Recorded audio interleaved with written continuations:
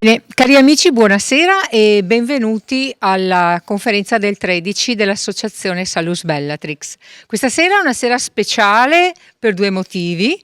Il primo motivo è che noi abbiamo cominciato a fare le conferenze il 13 dicembre 2009, quindi questa sera è il 9° compleanno dell'Associazione.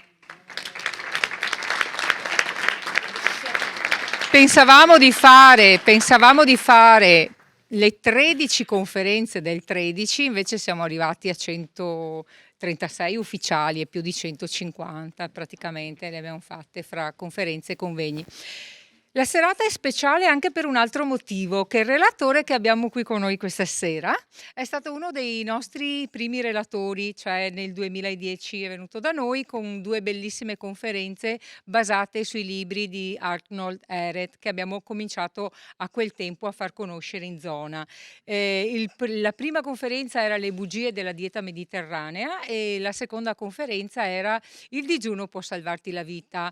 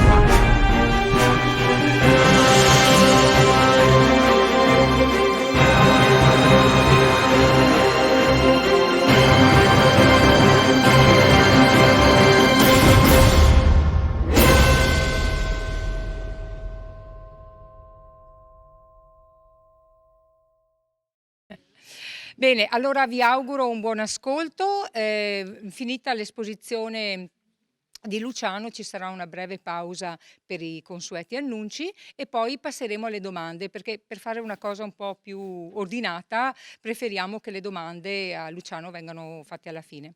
Grazie e buon ascolto. Grazie. Allora, buonasera.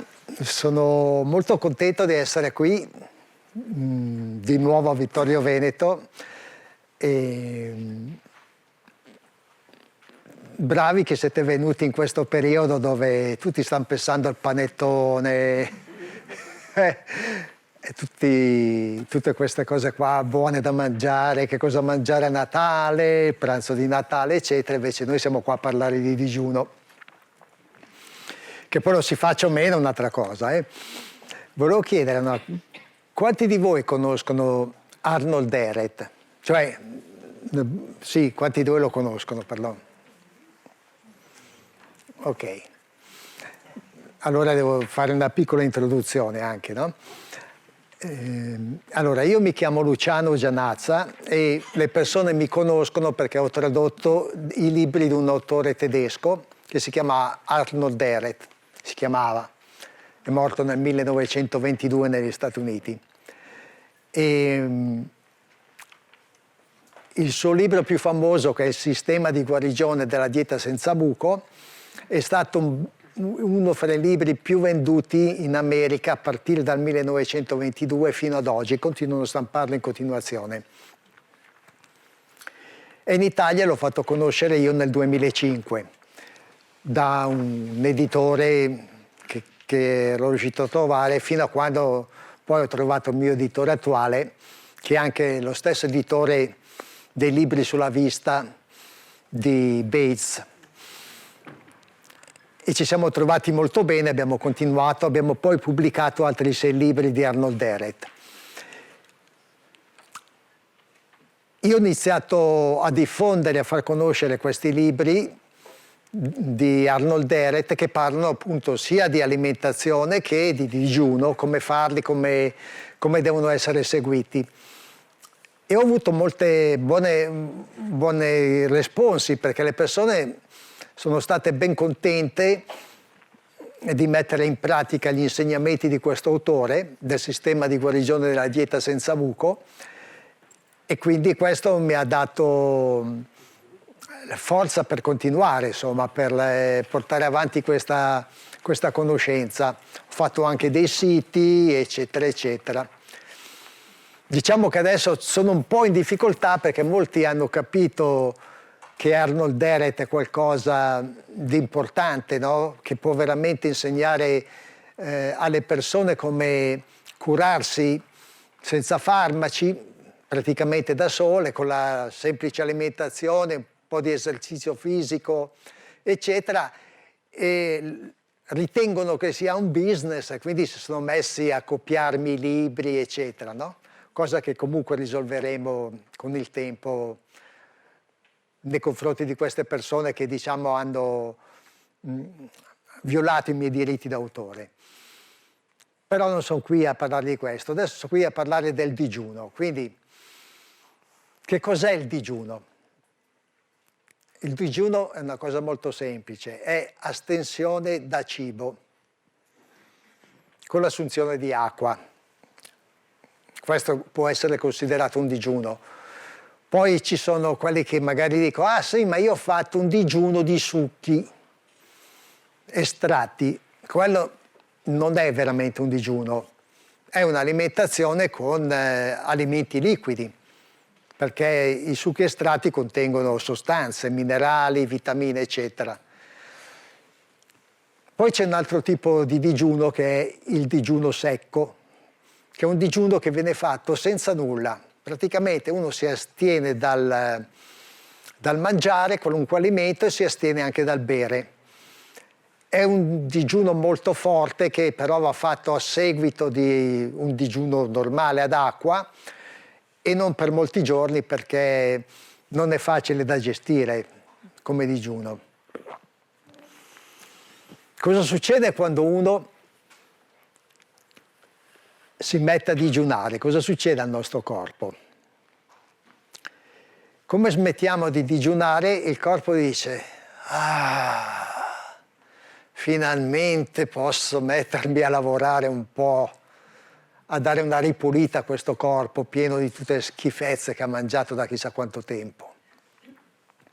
Praticamente fa così. Il sistema di disintossicazione del corpo comincia a raccogliere le varie tossine dai tessuti, dagli organi del corpo e li mette in circolo per essere poi eliminati per le vie adeguate, come anche tramite la pelle, anche il vomito. Possono essere tanti sistemi con cui il corpo cerca di buttare fuori le tossine quando sono in circolo. E in sostanza questo è il digiuno. Ci sono molti che dicono che quando fai il digiuno praticamente il corpo mangia la carne, mangia la tua carne, no? Perché dice non bisogna fare digiuni lunghi perché altrimenti alla fine il corpo, l'organismo si nutre della sua stessa carne. È vero fino a un certo punto, perché durante il digiuno, continuando, no, dopo un certo periodo, quando hai eliminato i grassi, quando hai eliminato i liquidi, comincia a nutrirsi di alcune cellule. Infatti si chiama autofagia, vuol dire che mangia da solo, mangia se stesso. Però quelle di cui si nutre, diciamo, di cui si nutre il corpo, non sono le cellule sane, ma sono le cellule malate o comunque che hanno dei problemi. Ed è qui che avviene la parte curativa del digiuno, perché se uno poi continuando a eliminare le cellule malate o più in difficoltà, eccetera, quando si smette, il corpo poi riprenderà a costruire le cellule che sono state eliminate con alcune nuove. E se poi l'alimentazione viene fatta correttamente, saranno anche sane queste cellule nuove. Arnold Deret diceva: quando stai digiunando ti trovi sul tavolo operatorio della natura Ed è vero, perché è come se con un bisturi tirasse via tutte le parti malate del corpo. Quindi in sostanza il digiuno fa questo. I più grandi geni della storia erano dei grandi digiunatori, oppure facevano anche un pasto solo al giorno. Erano piuttosto attenti a quello che mangiavano e non andavano, diciamo, a fare le grandi libagioni che invece magari facevano chi sfruttava le loro invenzioni. Ma quelli che inventavano, che trovavano delle idee che poi sono state di aiuto per l'umanità, erano persone che erano sia dei digiunatori che mangiavano in maniera molto parca. E il motivo di questo è che noi di solito mangiamo troppo e mangiamo degli alimenti che creano difficoltà ai nostri organi e persino ci rendono un po' più ottusi. Quando noi mangiamo i cosiddetti cibi onnivori, no? Per onnivorismo intendendo qualunque cosa, che mangiamo tutte le cose confezionate, tutta la roba che trovi sugli scaffali del supermercato che durano settimane, mesi. Quando mangiamo in ristoranti dove non si sa che tipo di olio stiano usando, se usano la margarina al posto del burro. Quando noi mangiamo certi tipi di alimenti non facciamo che intasare il nostro corpo di tossine che poi arrivano pure al cervello. Arrivando al cervello ci rendono ottusi e diventiamo molto ricettivi, ma diventiamo ricettivi ai segnali che arrivano dall'esterno. Riceviamo tranquillamente i comandi che arrivano dalla televisione, dalla pubblicità. Di compra quello, compra questo, deve avere questo, se non c'è questo sei un poveraccio, tutte queste cose qua, no? E siamo più ricettivi a questo tipo di cose. Anche quando magari camminiamo per una strada, veniamo continuamente distratti dalle vetrine. Dice, se io devo andare da qui a là, perché durante la strada mi devo fermare a guardare tutte le vetrine, che non era mia intenzione magari? Eppure c'è qualcosa che ci attrae, no? Lì? Perché la nostra attenzione non è più bella, determinata e precisa e diretta, che va da A a B, ma va da A, ta, ti, H, fa tutta una serie di percorsi. Quando si fa il digiuno, dopo i primi giorni che possono essere critici perché non l'ha mai fatto, no? Dice, oddio, Madonna, che ho fame, devo mangiare, eccetera. E poi magari il mal di testa che può venire, pesantezza, testa pesante, eccetera. Quando quella parte di tossine grossolane, no?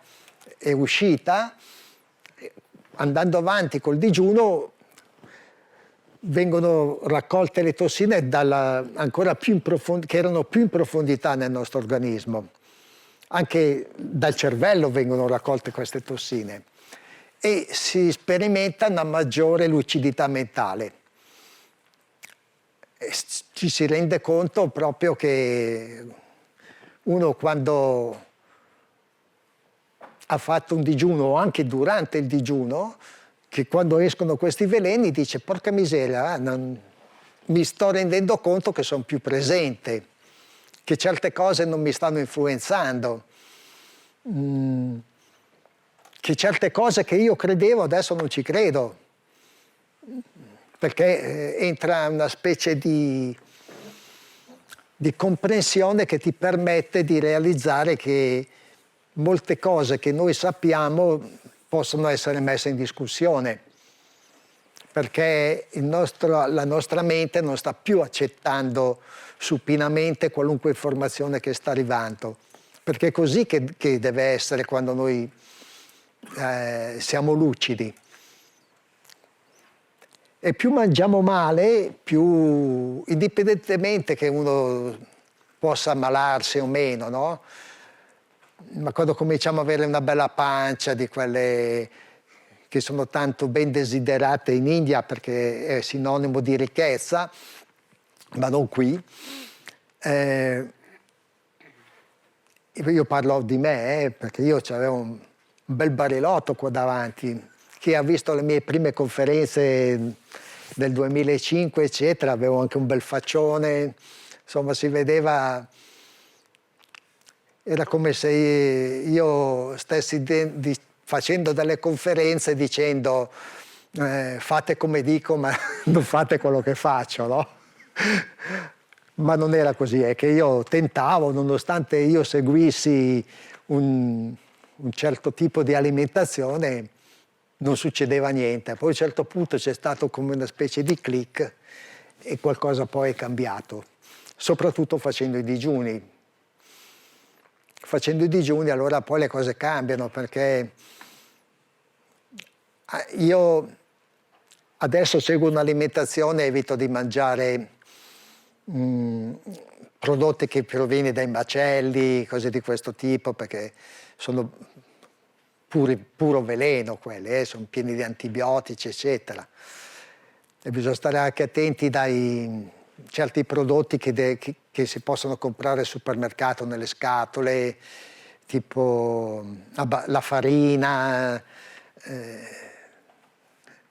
La nostra farina, la maggior parte della nostra farina viene dal Canada, e nel Canada diciamo che può essere anche geneticamente modificata. Poi che qui dicono che non possa arrivare, non lo so. Geneticamente modificata, no? Quegli alimenti li modificano inserendo una molecola con dentro il pesticida.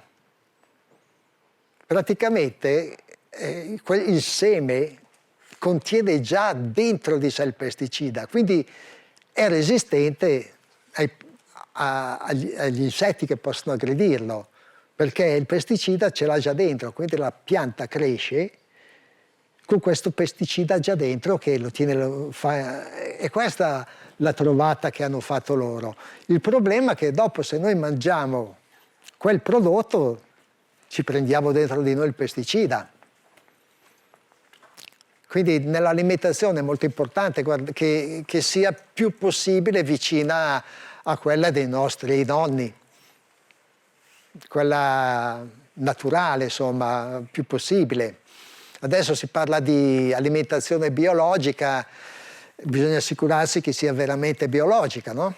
Perché io ho conosciuto uno che vendeva roba biologica, poi passando lungo il campo dove coltivava c'era una specie di capanna, ho visto dei bidoni blu pieni di roba chimica, allora ho cominciato ad avere un po' dei sospetti che fosse tutto biologico, no? Bisogna quindi accertarsi che sia una persona che si conosce, di fiducia, e avere quel tipo di alimenti. Il più possibile dobbiamo cercare di evitare roba confezionata e di dubbia provenienza e leggere le etichette. A me questo penso che quasi tutti lo facciano.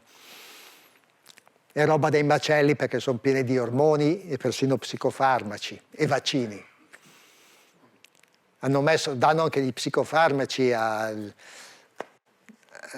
persino alle galline, quando magari sono dentro in quei cosiddetti allevamento a terra. Sì, sono per terra le galline, però non hanno uno spazio per muoversi perché sono tutte lì ammassate, no?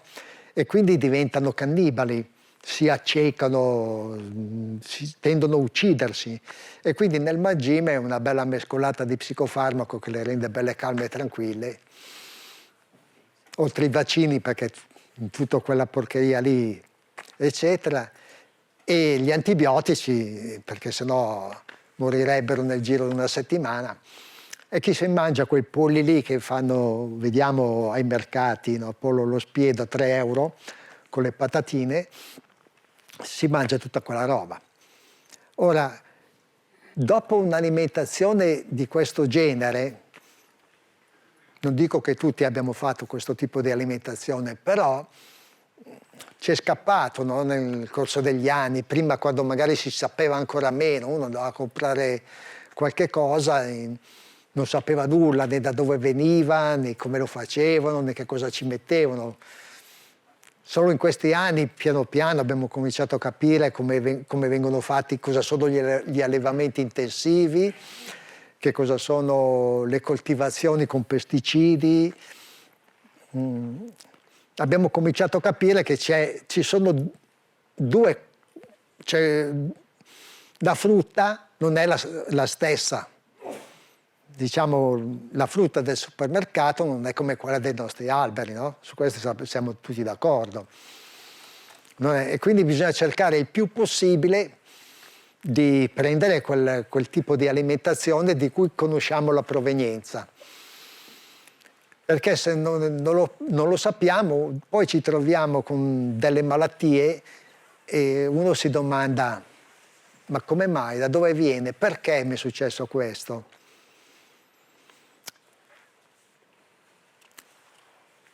Poi anche con l'alimentazione normale ci sono degli alimenti che a lungo andare creano muco, come diceva Arnold Ehret. Questo muco com'è che avviene? Avviene dal tentativo del corpo di utilizzare gli amidi. Diciamo che il corpo umano l'alimentazione del corpo umano dovrebbe escludere i cereali, i farinacei, perché sono degli amidi. Quelli vanno bene per gli uccelli più che per noi. Dovrebbero essere evitati. Quando introduciamo un amido nel corpo, il corpo ha bisogno solo della parte zuccherina, del glucosio di questo amido. E quindi scinde queste molecole, si prende lo zucchero e la rimanenza collosa non la può utilizzare, quindi cerca di eliminarla. Se noi ne mangiamo poca, riesce a eliminare questa parte di sostanza collosa che Arnold Ehret aveva chiamato muco, ma poi può essere anche è la stessa sostanza che quando entra nell'arteria fa le placche arteriose. È la stessa sostanza che poi viene chiamata colesterolo cattivo. Anche il catarro stesso, il muco nasale, quando sono in eccesso è dovuto a questo discorso qui della scissione degli amidi e del fatto che il corpo può utilizzarne soltanto la parte zuccherina, glucosio, saccarosio, eccetera. E l'altra parte, che è come una colla, non la può utilizzare e se ne deve liberare. Finché ci riesce tutto va bene. Ma se esageriamo, che non so, uno mangia, che ne so, la pasta asciutta tutti i giorni, ai miei tempi io mi ricordo, a mia madre dicevo, mi chiedeva cosa vuoi a mezzogiorno? Pasta asciutta, cosa vuoi? Spaghetti, cosa vuoi? Maccheroni. E infatti tutti i giorni io mangiavo la pasta, no? La madre era anche contenta perché, sai, butta l'acqua dentro la cosa, eccetera. Mangiavo un bel piatto di pasta asciutta, poi non volevo altro perché mi piaceva con il sugo di pomodoro, tutte queste cose qua. Però questo alla fine comprometteva i miei organi, anche se finché sei bambino, finché sei ragazzo, il corpo ha molta più energia e riesce a far fronte alla cosa. Poi, superata una certa età, non ce la fa più, allora comincia a formarsi la fatidica pancettina. Comincia a formarsi. E quella è tutta piena di muco, di questo muco che deriva dall'utilizzo degli amidi da parte del corpo. A questo si aggiunge poi quello dei latticini, formaggi, tutte queste cose qui, più o meno la storia è uguale. Il latte in se stesso è già...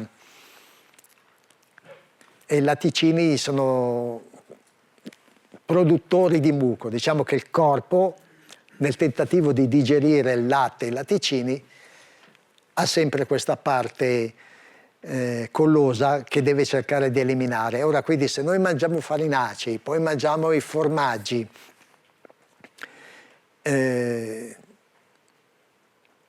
ci troviamo con una grande quantità di sostanza collosa del corpo che non riusciamo a eliminare. Se poi aggiungiamo anche gli acidi urici della carne e le tossine contenute nella carne, ci abbiamo il servizio completo, no? Per poter dare il terreno a una malattia di insediarsi nel corpo.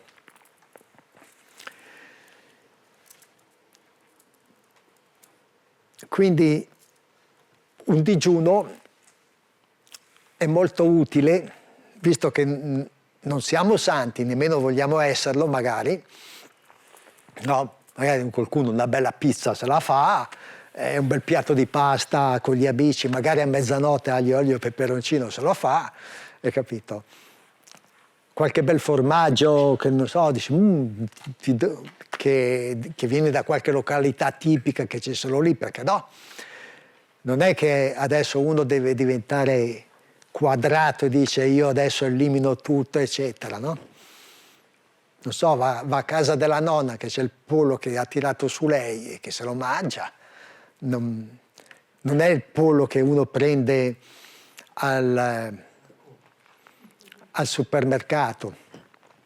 Questo a prescindere dal fatto che uno sia vegano o non vegano. Io non sto parlando di ideologie di alcun genere, sto parlando semplicemente che alcune persone possono non mangiare la carne, altre persone hanno deciso di mangiarla comunque. Questo non deve fare alcuna discriminazione.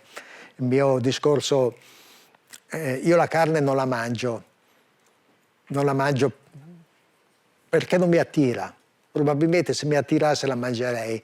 Quindi il mio veganismo è quasi un veganismo di conseguenza, non è dettato da nessuna ideologia e da nessuna, come si può dire, voler essere per etica. Quando sento parlare di etica dice sono vegano per etica. E poi dico, ma cosa vuol dire sei vegano per etica? Sì, perché non è giusto che gli animali vengano uccisi per nutrire noi, eccetera, eccetera. Quindi ho deciso di essere etico. Ok, va bene. Poi dici, perché quei bastardi carnivori che mangiano gli animali gli tolgono la vita? E dico, scusa, la tua etica dov'è? Cioè, l'etica è qualcosa di molto grande, no? Significa il rispetto per tutti. Adesso non è che noi possiamo permetterci di attaccare qualcuno perché ha deciso di mangiare la carne, no? Semplicemente puoi non frequentare persone che mangiano carne, è una tua scelta, ma non puoi dire a uno, insomma, oppure arrabbiarti contro qualcuno, eccetera. Sì, perché sono degli assassini, cioè, andiamo a finire nell'assurdo su queste cose, no? Per quello che io, per quanto io non mangi della carne, non mi sono affibbiato a nessuna etichetta, non sono vegano, non sono nemmeno eretista, nel senso che non ho l'etichetta, no? Io mangio preferibilmente frutta e verdura. Adesso ho fatto degli esperimenti dopo il digiuno, mi sono messo a mangiare molto grano saraceno, quinoa, eccetera, eccetera, e ho visto che troppo però, ecco, il problema è il troppo, è che noi mangiamo troppo, ma veramente troppo, ma mangiamo perché magari abbiamo qualche menata, cavoli, ci mettiamo un piatto in più dentro per riempire quel vuoto che si è creato, no? Che magari non è il posto giusto, quel vuoto lì appartiene a qualcos'altro, ma noi invece di andare a vedere quel qualcos'altro che dovremmo risolvere per riempire quel vuoto, ci buttiamo dentro un bel piatto di pasta e siamo a posto, no? E comunque mangiamo veramente troppo. Il corpo non ha bisogno di mangiare tanto.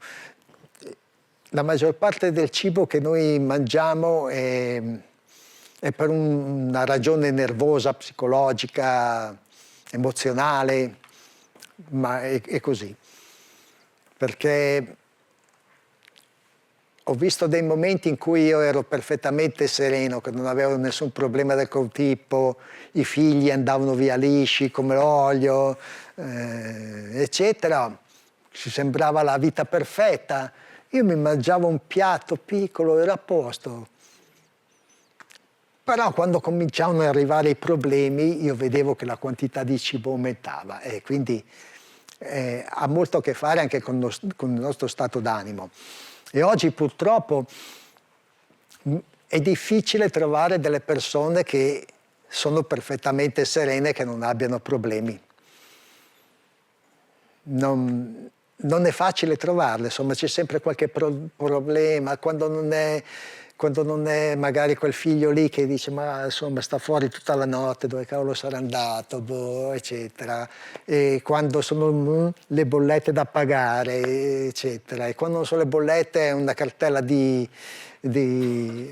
prima era Equitalia, adesso si chiama Agenzia delle Entrate e Riscossioni, no? C'è sempre qualche rogna nella vita che ci agita, che più l'oppressione che sentiamo, no? Di questo sistema che sembra che ci mangia tutto quello che noi produciamo, non ci lascia le briciole per vivere. Uno che ha un'attività praticamente gli ciucciano fuori tutto e quello che gli rimane è poco, insomma. Si stanno prendendo troppo. E quindi tutto questo crea anche nelle persone uno stato d'animo. E anche questo contribuisce a creare tossine, perché le emozioni sono il motore delle ghiandole endocrine. Per esempio la paura è un'emozione che fa scattare l'adrenalina e chi la sente o rimane lì immobile o scappa o attacca, no? Perché è a questo che servono le emozioni. Però quando cominciamo ad avere delle emozioni che non sono naturali, nel senso che non sono dovute a una situazione reale della vita, no? Se per esempio c'è un orso che ti corre dietro, è corretto aver paura e scappare e cercare di arrampicarsi su un albero, no? Però oggi ci sono tante cose che ci fanno accendere le nostre emozioni, tipo il risentimento, la rabbia, la collera, l'afflizione, eccetera. E la maggior parte di queste emozioni che proviamo non sono naturalmente motivate, ma sono continuamente create dai media, no? Giornali, televisione, disgrazia, morto qui, incidenti là, eccetera. E sono tutte emozioni che vengono create. Poi diciamo dissapori con i partiti, perché quel partito qui, l'altro partito là, perché quelli creano rabbia, no? Andiamo in piazza, poi non va mai nessuno in piazza, no? Però le emozioni che si provano fanno funzionare in maniera non corretta i vari organi, o impediscono la secrezione di ormoni o la esagerano, la esasperano la produzione di ormoni, di conseguenza gli organi iniziano a funzionare male e si forma il terreno per la formazione di mali ben più gravi. Questo in sostanza da come nascono le malattie. Quindi anche l'aspetto spirituale e emozionale della persona è molto importante. Io tutto questo l'ho compreso applicando i libri di Arnold Dehret. Devo dire la verità che inizialmente quando li ho letti li ho capiti, ma non ho capito appieno fino a quando ho cominciato a leggerli bene, riga per riga, dovendolo fare per forza, perché ogni tanto c'era qualche revisione per la ristampa da fare, quindi ero costretto a passarmeli riga per riga. E lì proprio ho capito, infatti Arnold Dehret dice che la disintossicazione deve essere duplice, deve essere fisica e spirituale, perché spiritualmente noi siamo anche noi molto inquinati, insomma. Oggi viviamo in una società dove i valori si sono perduti. Di conseguenza, io sto parlando dei più giovani, vedo la difficoltà che hanno i ragazzi, i giovani, che non hanno più dei punti di riferimento e si trovano a fare delle cose che sono dannose per se stessi perché non hanno più neanche una guida, no? E questo crea poi in loro una vita esistenziale che contiene molte emozioni negative, più negative che positive. A parte quando sono insieme, in compagnia, che ridono, scherzano, eccetera, può sembrare, ah, ma guarda che allegria che hanno questi ragazzi. Ma poi quando sono da soli, li vedi uno alla volta, vedi che sono piuttosto introvertiti. E questo è il risultato di un inquinamento alimentare, mediatico, che altera la comprensione nella loro mente. Diciamo che certe aberrazioni vengono anche fatte passare per diversità quando non lo sono. Diversità che cosa?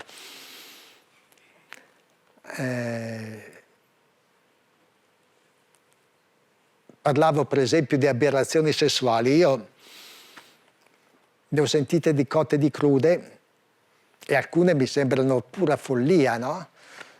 Certe pratiche che ho sentito descrivere, pratiche sessuali descritte, ho detto, ma fanno davvero quella roba? Sì, e quelle le chiamano preferenze sessuali.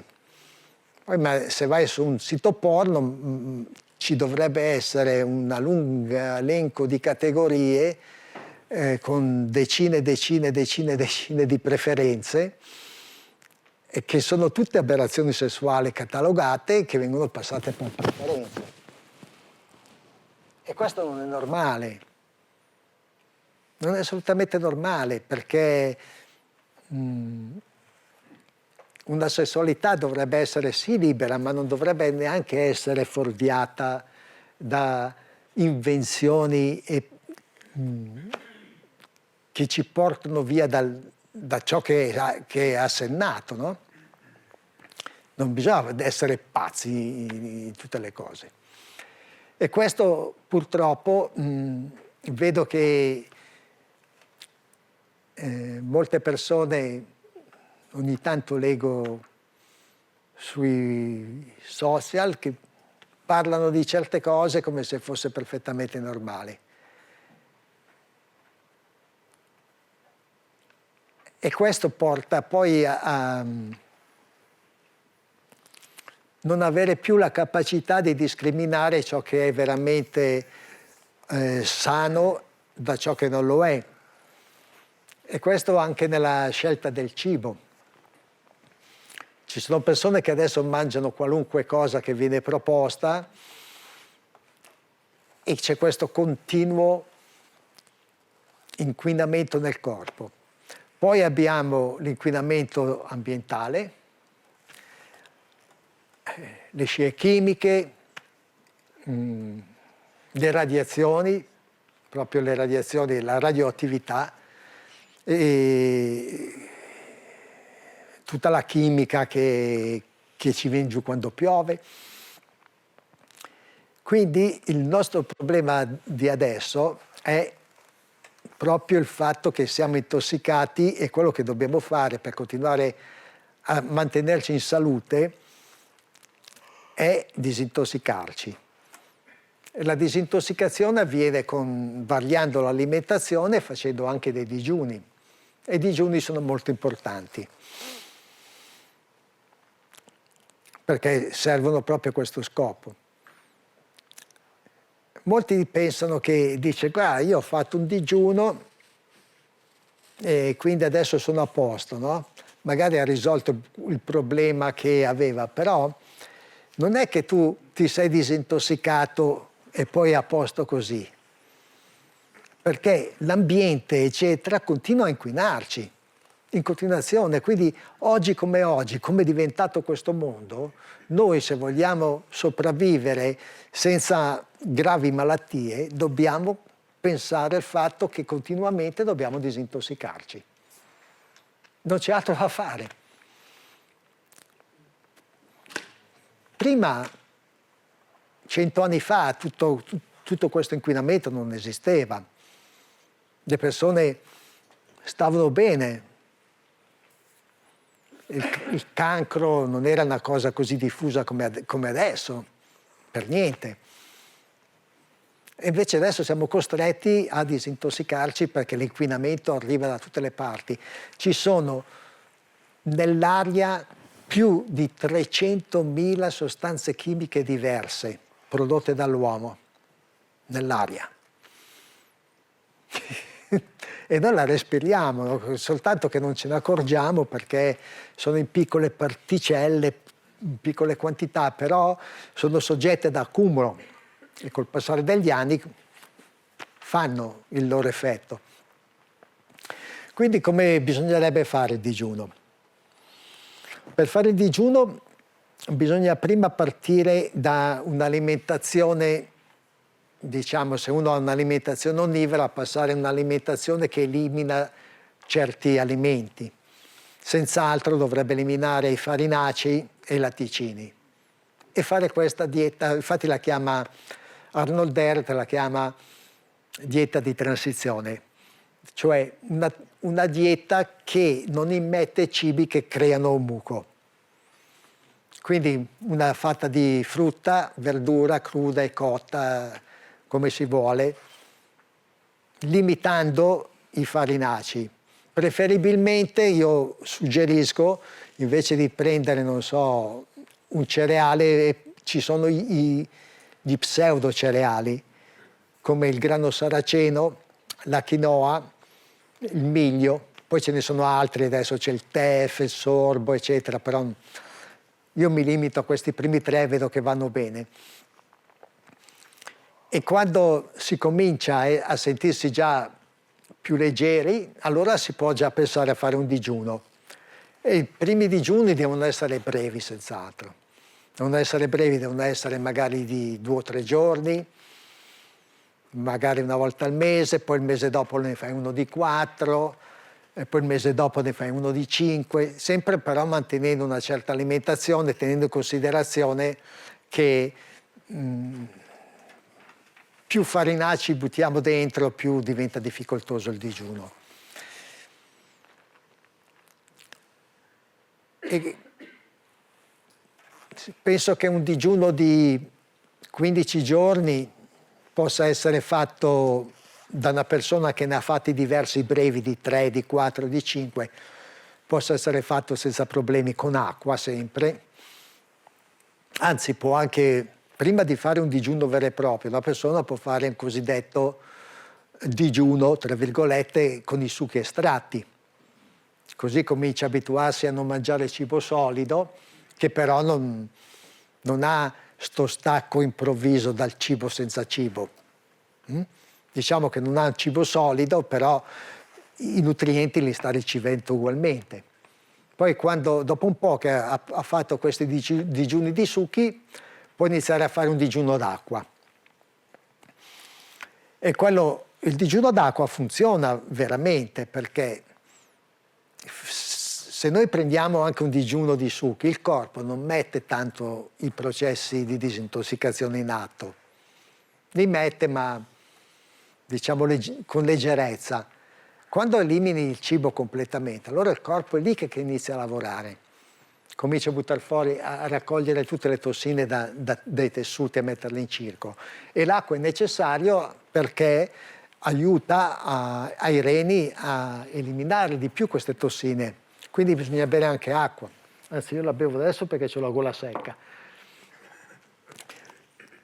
Comunque è molto importante bere l'acqua, anche perché potrebbe avvenire il problema della disidratazione. Cioè uno beve l'acqua, poi ha degli effetti strani, non sa che cos'è, e sono gli effetti della disidratazione.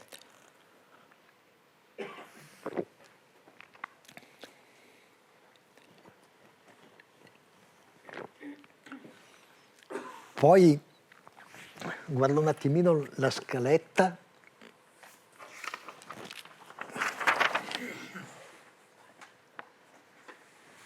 Ok, quindi passando a fare i brevi digiuni fino ad arrivare magari 10-15 giorni, questo può aiutare, magari uno ogni 6 mesi, come si può benissimo fare anche un giorno di digiuno alla settimana. Quando si è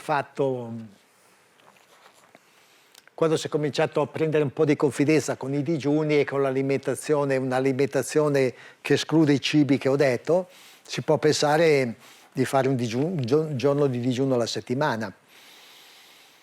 Anche aiuta più quando decide adesso sono in primavera, ho un po' di tempo, non ho molti impegni lavorativi, posso permettermi di fare un digiuno un po' più lungo, può tentare di fare uno di 15-20 giorni. Ma per fare questo deve prima aver appreso cosa succede durante un digiuno. Perché se tu non lo sai, ti capita di avere certi sintomi, o sperimentare certi fenomeni e dici, oddio, no? Non sto mica morendo, perché viene fuori di tutto. Uno dice, non mi sta venendo un colpo, magari un embolo, perché sente un po' di... La mente è speciale per mettersi in difficoltà, no? La nostra mente. E quindi uno deve conoscere cosa succede.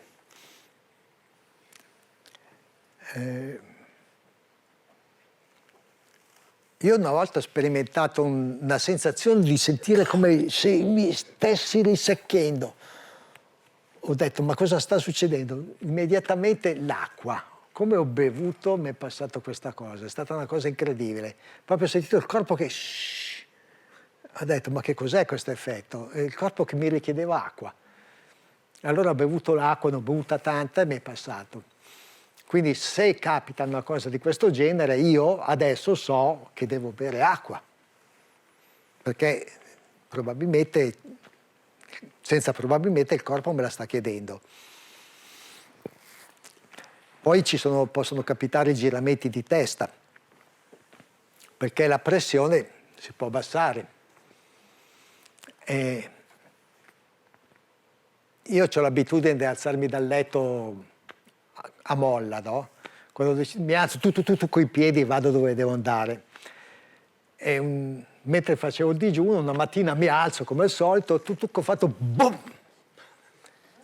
Sono caduto giù come una pera cotta, proprio boom! E questo era dovuto proprio a un abbassamento di pressione. Mi sono trovato lì per terra e ho detto, meno male che non ho picchiato la testa contro qualcosa. Quindi quando uno fa il digiuno deve stare attento quando si alza, deve mettersi seduto, cosa che ho fatto io da quel giorno, alzarsi in piedi e sentire se tutto è a posto, se c'è l'equilibrio, se non ci sono problemi, insomma, queste cose le deve sapere. Io in quel caso ho preso dei tronchetti di liquirizia, e me li succhiavo e ho sentito che mi hanno aiutato con la pressione, con i giramenti di testa, con sentirmi stanco. Altre cose particolari io non ne ho trovate, però potrebbero esserci per altri. Allora, riguardo il mio digiuno, il digiuno di 50 giorni, io l'ho fatto mentre stavo correggendo assieme all'editore un libro che dovevamo ristampare, che è La filosofia del digiuno di Edward Earl Purinton, che è un altro autore di cui ho tradotto i libri. E quindi c'era la filosofia del digiuno e questo libro parla del digiuno sotto diversi aspetti, sotto l'aspetto salutare, sotto l'aspetto mentale, sotto l'aspetto spirituale. E allora mentre stavo facendo questo lavoro di correzione, ho detto, sta che mi metto a fare il digiuno. Lo voglio fare proprio come... Poi per me è stato anche bello, no? Perché io leggevo il libro e quindi era fresca la cosa, no? Era un periodo che non avevo particolari impegni, potevo riposarmi quando volevo. E quindi mi sono messo a fare questo digiuno, che doveva essere di 30 giorni inizialmente, perché questo libro parla di un digiuno di 30 giorni e lo chiama il digiuno della conquista. Non ho avuto difficoltà fin dall'inizio, perché io ho deciso di smettere di mangiare quel giorno e poi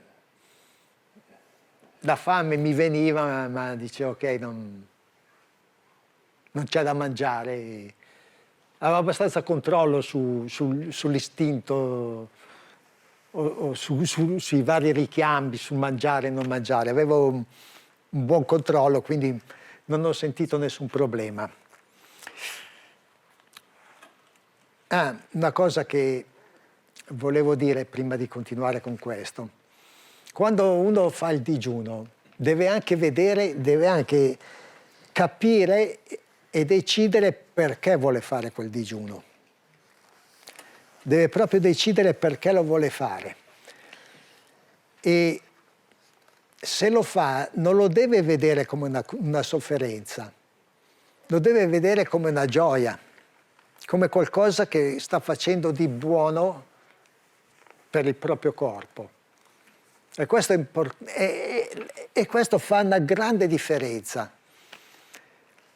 Quelli che fanno il digiuno per protesta si riducono male con il digiuno poi, perché lo fanno perché voglio ottenere questa cosa che tu me la devi cedere, insomma, no? Tipo i digiuni politici, tipo Pannella, no? Che poi ho sentito delle voci che insomma il suo digiuno non è forse poi tanto... Ecco, comunque non voglio entrare in questo discorso. Però i digiuni fatti per protesta, proprio così, non portano molto, perché la motivazione è una protesta, no? Io mangio però soffro la fame, la soffre la fame, no? Perché io soffro la fame perché voglio ottenere questa cosa qua. Invece se uno si mette proprio dell'idea, se devi metterti calmo, magari il giorno prima dici ok, voglio mettermi a fare questo digiuno, perché lo voglio fare? Quale obiettivo voglio raggiungere? Voglio dare al mio corpo una possibilità di disintossicarsi. Voglio che si liberi il proprio corpo, questo corpo si liberi di queste tossine. Il modo di aiutarlo è quello di astenermi dal mangiare e devo essere ugualmente calmo mentre faccio questo.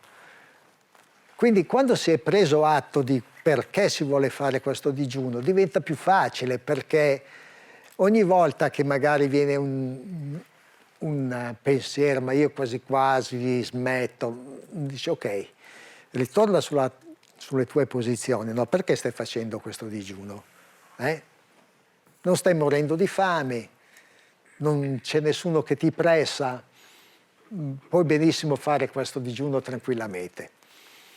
Cioè, bisogna sempre rimettere lì lo scopo per cui si sta facendo questo digiuno, e deve essere uno scopo che deve essere poi preso con gioia, no? Quando dici ok, lo faccio proprio con gioia questo digiuno. Mi devo sentire proprio a mio agio mentre faccio il digiuno. Ecco, se uno la prende in questa maniera, allora il digiuno va liscio. E io ho fatto questo digiuno inizialmente di 30 giorni con questo presupposto, cioè di dare una possibilità al mio corpo di disintossicarsi, perché ho detto, ho quasi 70 anni, in passato ho mangiato come un cane, prima che conoscessi com'era la corretta alimentazione, no? E quindi penso che devo dargli questa opportunità di un digiuno di 30 giorni, no? Perché più ci sono i giorni, più la disintossicazione va nel profondo. E uno deve sapere anche un pochettino controllarla, perché andando più nel profondo possono anche voler dire un po' più di fastidi, no? da dover gestire, che è un semplice digiuno di 2 o 3 giorni. E mi sono messo lì proprio con l'idea di fare questo. Infatti i giorni passavano che prendevo la mia acqua, bevevo, andavo a fare le scarpinate in montagna, facevo i miei giri in bicicletta, ho fatto di quelle salite che non riuscivo a fare quando non ero a digiuno. Col digiuno avevo un'energia che non avevo uguali. Cioè, avevo più energia di quando mangiavo. Allora uno comincia a dire, ma quindi l'energia da dove viene? Viene dal cibo o viene da qualche altra parte? In effetti l'energia viene, diciamo, dall'universo e noi la possiamo cogliere direttamente oppure tramite un via, tramite qualcuno che prima se la prenda e così noi ce lo mangiamo e quindi la prendiamo in questo modo. Però possiamo anche prenderla direttamente. Come questo avvenga non lo so, perché io so solo che a un certo punto avevo energia, non avevo fame, non avevo voglia di mangiare, era 30 giorni che mangiavo, andavo in bicicletta tutto contento di pedalare, il mio respiro non diventava affannoso.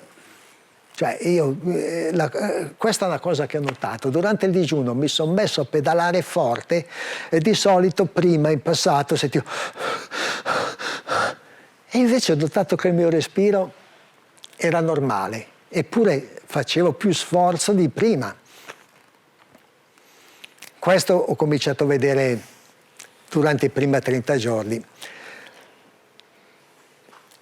E allora ho detto, voglio farne 40, perché ho detto, ne ho fatti 30, come dice il libro, e sto ottenendo delle cose, però mi sento che posso andare ancora avanti, ne faccio 40, no? Poi mi è venuto in mente, sai, Gesù Cristo, 40 nel deserto, ho detto, se l'ha fatto lui magari è una cosa buona, chissà che non abbia anch'io qualche ispirazione, no?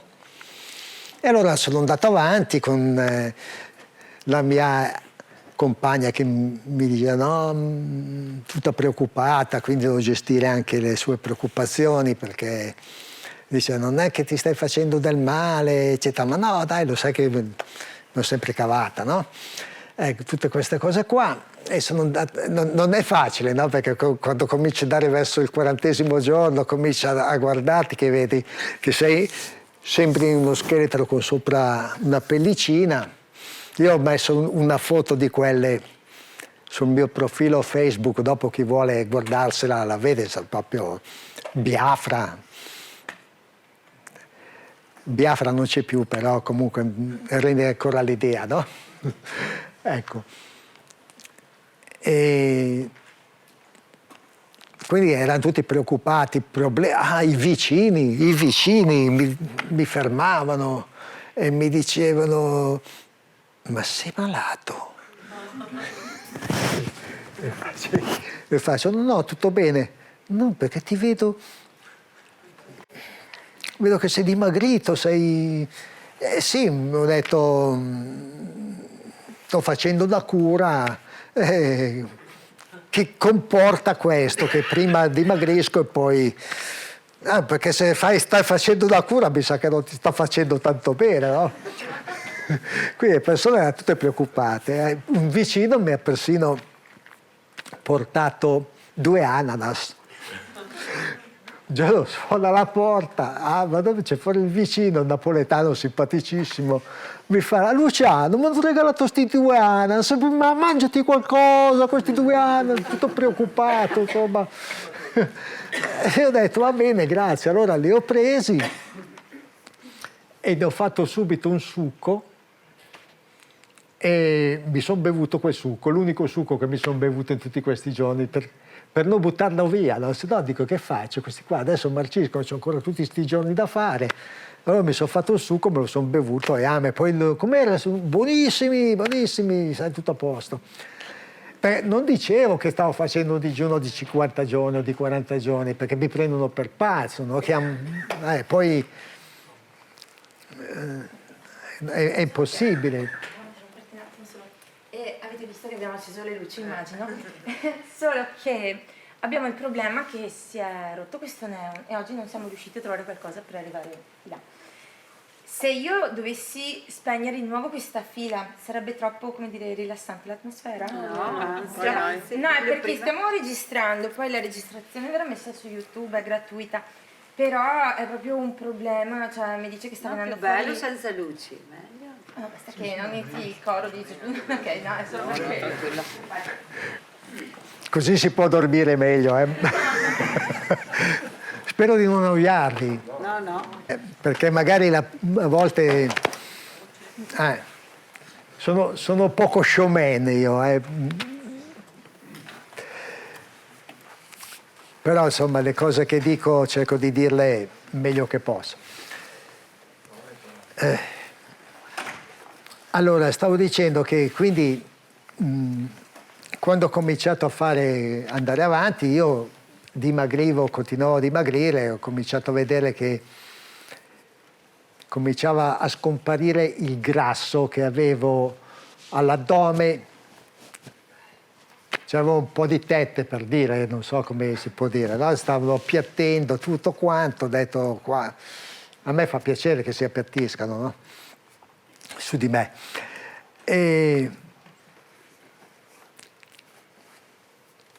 Però il problema era il mondo esterno perché sono talmente preoccupati che ti fermano tutti i momenti, i miei amici, poi c'era gente che mi guardava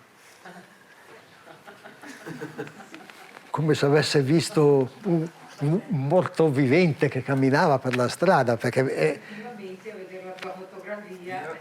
L'hai vista che foto, no? Mamma mia. Esatto, poi tieni presente che io andavo anche al lago a fare il bagno, quindi era il costume, ti puoi immaginare la gente intorno, io c'avevo uno spazio enorme intorno a me. C'era la gente così, ma io c'avevo lo spazio intorno a me, tranquillo. Ho detto, tanto meglio. Il giudizio delle persone bisogna essere liberi di queste cose, cioè nel senso non ti deve toccare, perché se cominci a fare qualcosa per gli altri sei finito. Io facevo il mio digiuno, a ognuno davo la risposta che ci aspettavo o che dovevo dargli. Io l'ho detto soltanto a un paio di persone che conoscevo che stavo facendo il digiuno, alla mia ex compagna di prima, che come mi ha visto mi fa: stai facendo un digiuno? Porca miseria.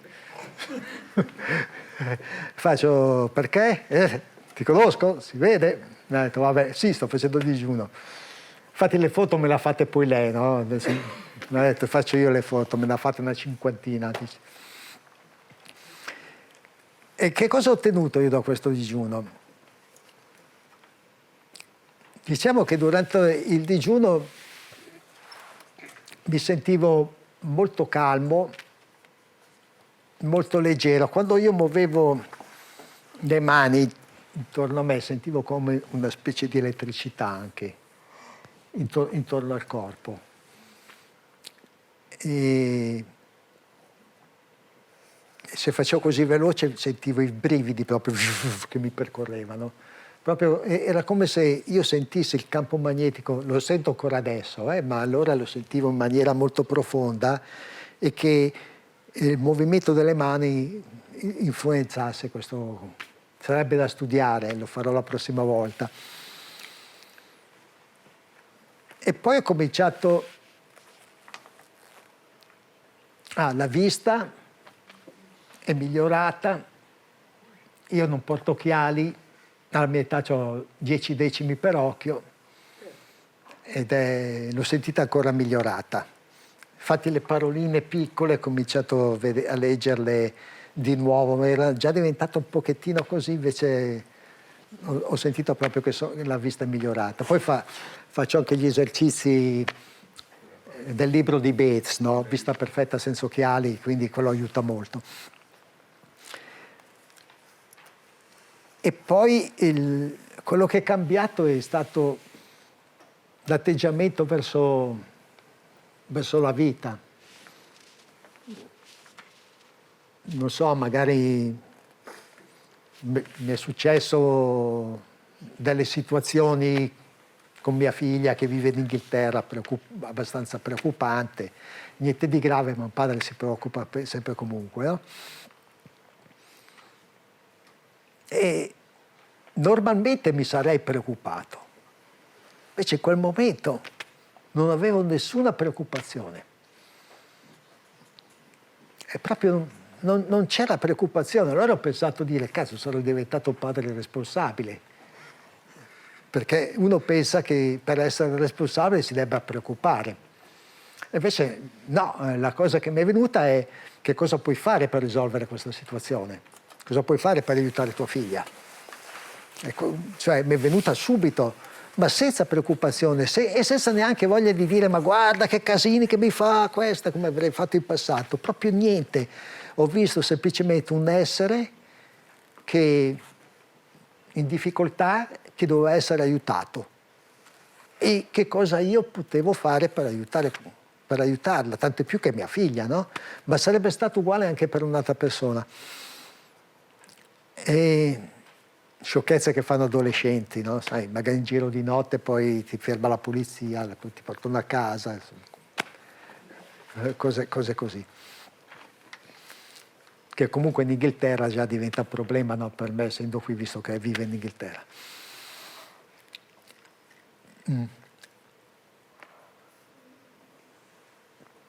Però sono sparite un sacco di pensieri negativi, preoccupazioni, no? Poi mi arrivavano i pensieri, se dovessi morire domani? Uno fa questa domanda, un giorno dovremmo pur morire, no? Questo corpo muore, io so che muore, ma io so che non muoio. Ho potuto dire questo perché l'ho sperimentato questa cosa. Ho potuto sperimentare la mia esistenza al di là del corpo. E quindi se io posso esistere fuori da un corpo, significa che se questo corpo muore io continuo ad esistere. Questa è una teoria, ma quando lo sperimenti, questa cosa qui, ti diventa talmente reale che la paura della morte svanisce. Certo, non è che io voglio morire e dico allora ammazzatemi pure perché tanto non me ne frega niente, no. Uno è qui perché c'è qualcosa che vuole, che deve realizzare nella vita, no? Poi quando il suo percorso in questa dimensione sarà finito, se ne andrà. Però un conto è andarsene con il terrore di lasciare e un conto è andarsene tranquillamente in un altro settore di questo universo.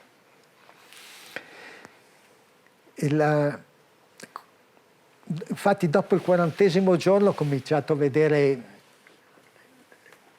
le cose proprio dall'esterno, no? Ho cominciato a vedere come se non c'entrassi molto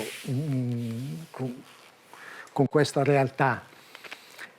Lo vedevo andando al supermercato, mi vedevo lì, vedevo queste persone che sembravano che fossero tirati da fili, che andavano a comprendere le cose, eccetera, poi andavano alla cassa, come se fosse una vita meccanica, come se non fosse una cosa reale. È difficile da spiegare perché un conto è sperimentarle, poi quando uno cerca di spiegarle magari riesce a non dire bene. Comunque mi sono sentito così distaccato. E poi mi è successo anche una cosa. che magari io ho una collezione di radio a valvole, no? Che raccoglievo, sai, le radio a valvole degli anni 20, degli anni 30, mi piaceva ripararle, farle funzionare, no?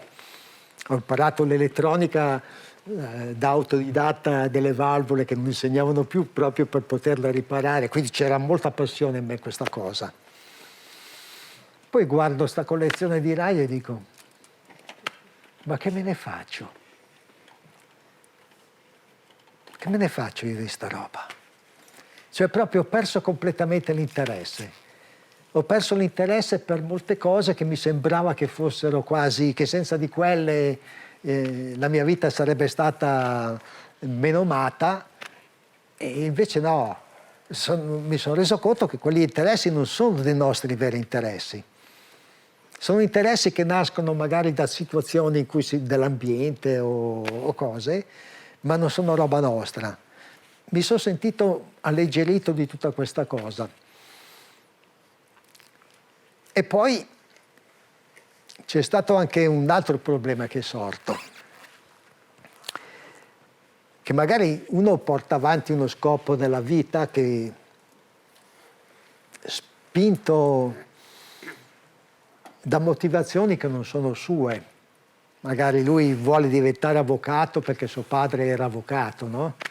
O vuole diventare dottore perché suo padre era dottore. E magari non è una sua vera motivazione.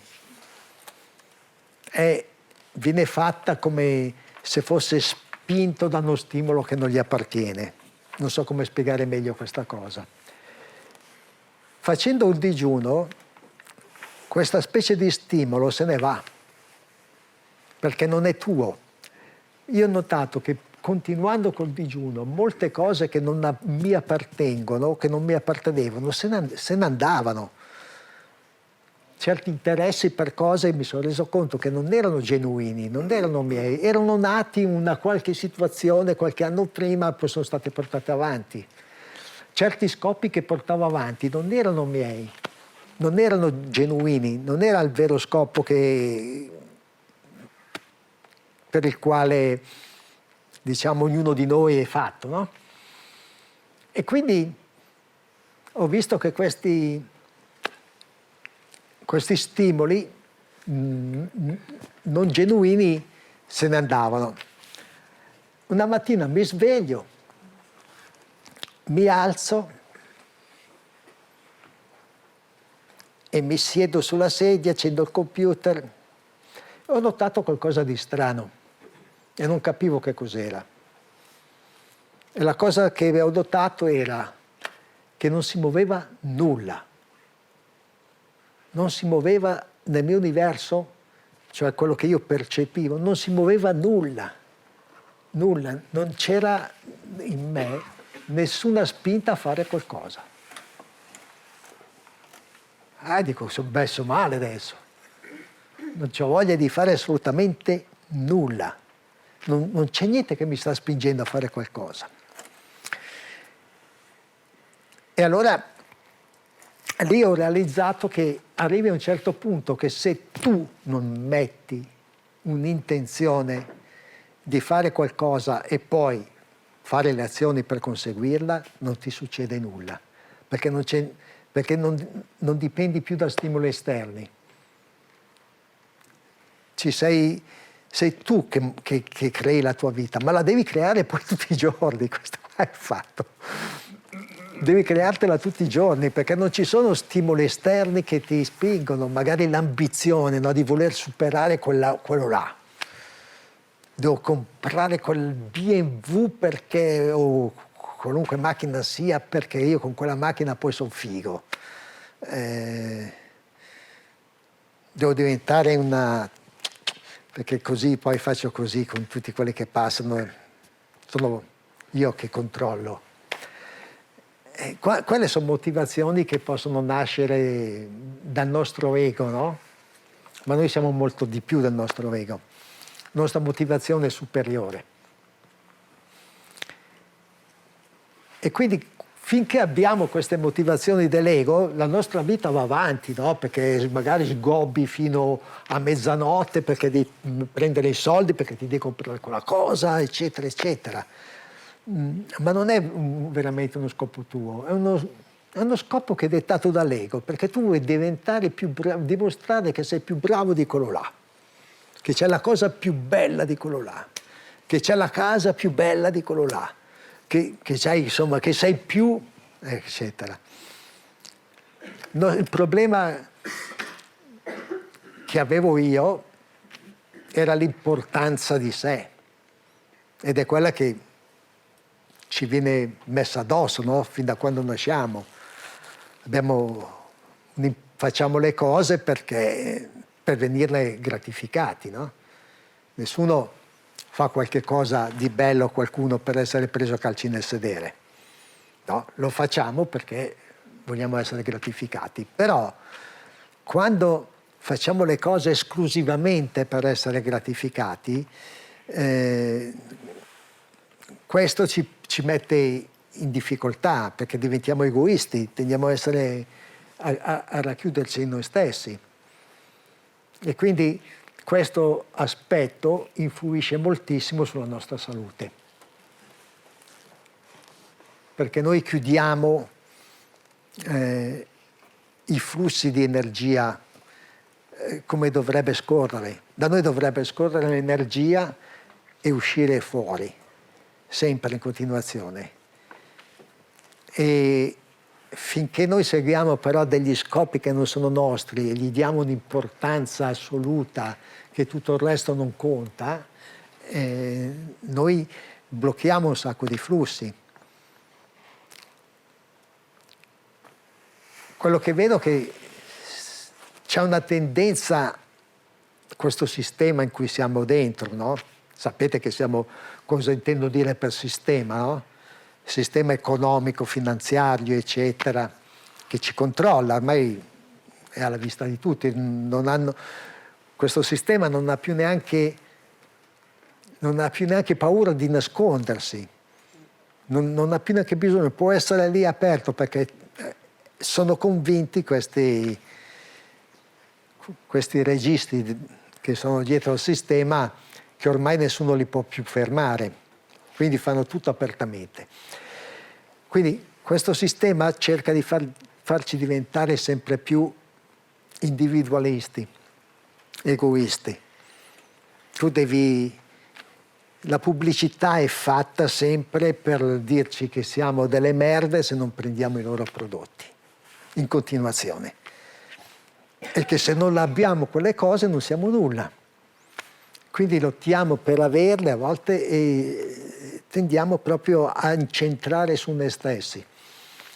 L'egoismo che intendo è proprio questo, no? Che siamo molto centrati su noi stessi. Non intendo dire che non dai niente a un altro, intendo dire che siamo proprio centrati su noi stessi. Questo ci chiude tutti i flussi, perché la vera guarigione non sono le medicine, non è la dieta, non è niente. Tutto questo, il digiuno, eccetera, tutto questo serve per far sì che l'energia possa entrare dentro di noi e curarci.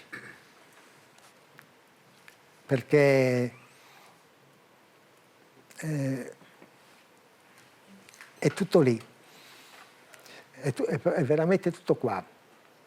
Solo noi possiamo guarirci permettendo a questa energia, l'energia che c'è in questo universo, di farla entrare dentro di noi. Ma per farla entrare dentro di noi dobbiamo dimenticare quel noi stessi egoistico che tende a chiudersi.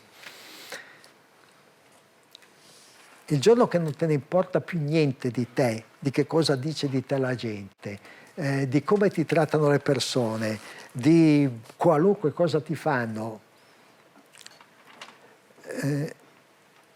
qualunque cosa possono dirti, allora in quel momento puoi avere una comprensione maggiore puoi vedere veramente un nuovo aspetto del mondo che prima non vedevi. io comunque con questo digiuno, arrivato il 40esimo, 42esimo, 43esimo, ho cominciato proprio a pensare, a vedere le cose in maniera differente, a non essere più attaccato a certe cose e soprattutto a non avere risentimenti verso qualcuno, anche se mi aveva fatto cose non gradite, che poi in realtà poi alla fine capisci che non ti ha fatto niente. Quando ho cominciato a vedere questi aspetti mi sono andati via tutti i risentimenti per le persone, nessun interesse di voler essere considerato in una certa maniera, no? Io magari ho conosciuto persone che appena cominciano a essere un po' conosciuti, su una cresta lunga così, no? Proprio niente, essere una persona che fa parte di queste persone che stanno ascoltando e che semplicemente sta condividendo, non qualcuno che cerca di insegnare qualcosa. Lo faccio con piacere se uno mi ascolta, se può essergli utile, e anche se non può esserle utile, anche se pensa ma che cavolo sta dicendo questo, non ha nessuna importanza. Io mi sento di dire questo e prima non ero così, e questo è il discorso, non è che sono sempre stato così. Prima magari ero anche presuntuoso, no? Di sapere, perché voi la dieta senza muco, voi non sapete, qua perché non devi mangiare qui, è il muco, cioè è il modo con cui uno si presenta, no? Che cerca di parlare da un pulpito, invece che essere, di offrire la sua conoscenza anche seduto per terra, no? E il digiuno mi ha aiutato in questo. E poi dicono che a una certa età sia molto difficile, più difficile cambiare, no? Perché ormai siamo su dei binari che si sono diventati belli marcati con il passare. Non è vero niente, non è vero niente. Si può cambiare a qualunque età, basta solo volerlo. Ovviamente se abbiamo la mente, che è il cervello, che è pieno di tossine, tenderemo a fossilizzarci, perché non c'è elasticità di pensiero quando c'è il cervello intossicato. Quando invece cominciano a ripulirsi dalle tossine, sei più disposto a vedere che ci sono altre possibilità, non soltanto le tue che hai coltivato per 50 anni, 60 anni. Sei disposto a metterle in discussione, sei disposto a buttare via tutta la conoscenza, tutto quello che hai appreso, sei disposto a buttarla via. E verso la fine avrei voluto continuare ancora a dare oltre i 50. Poi tra la compagna che arrivava quasi al ricatto, no, non è vero, non è mai arrivata al ricatto, ma era preoccupata, mi ha detto dai ormai hai fatto 50, sei bravo, basta.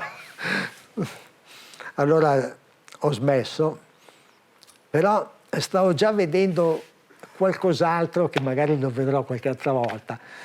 Quello che stavo vedendo era in pratica che ho scritto anche un post, perché questo pensiero mi è venuto in mente sempre più volte, che qualunque conoscenza che possa esserci in giro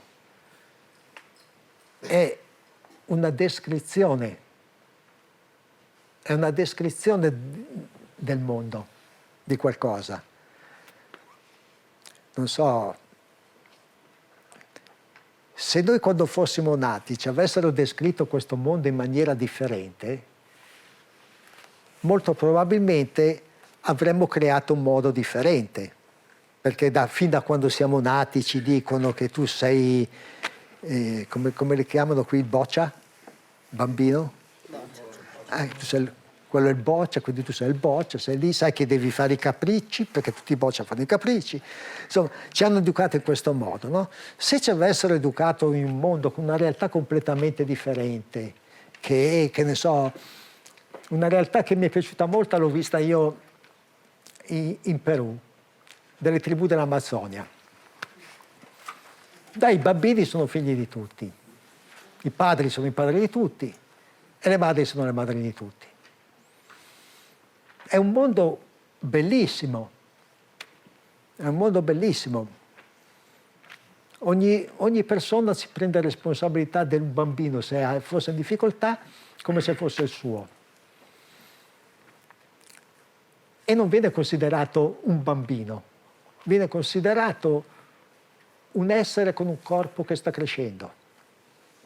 E gli danno la stessa parità. No? Se fossimo stati educati in quel modo, avremmo avuto quel tipo di conoscenza e questa realtà ci sarebbe parsa una follia. Quindi, perché noi viviamo secondo la descrizione che abbiamo acquisito. Noi. Questi popoli dell'Amazzonia sono cresciuti con una descrizione che hanno ricevuto e sono due culture che praticamente non hanno possibilità di incontrarsi a meno che uno dei due scendano a compromessi. E di solito purtroppo sono queste tribù che sono costrette a scendere a compromessi perché o diventano sedentari e quindi si fanno dare un codice fiscale oppure vengono ammazzati. Questa è l'alternativa che gli danno i governi. Il problema più grande di queste tribù è che non possono essere scritte all'anagrafe, non possono avere un certificato di nascita, non lo vogliono, per loro non esiste il certificato di nascita. E siccome non possono dargli un certificato di nascita, non possono essere fatti diventare cittadini. E siccome non possono diventare cittadini, non possono diventare contribuenti. Quindi sono persone completamente inutili per i governi. Questa cosa qui io l'ho vista proprio bene mentre ero là. O diventate cittadini o siete morti. Questa è l'alternativa che stanno lasciando a questi popoli. Comunque loro hanno avuto questa realtà, è tutta la conoscenza, è una descrizione. Non si tratta che è vera o falsa, eccetera.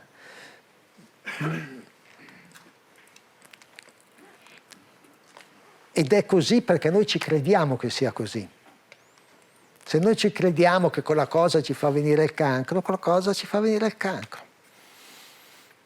Se non ci crediamo, quella cosa non ci fa venire il cancro. Però deve essere un non credere senza riserve, non è, ci credo però sai non si sa mai, no?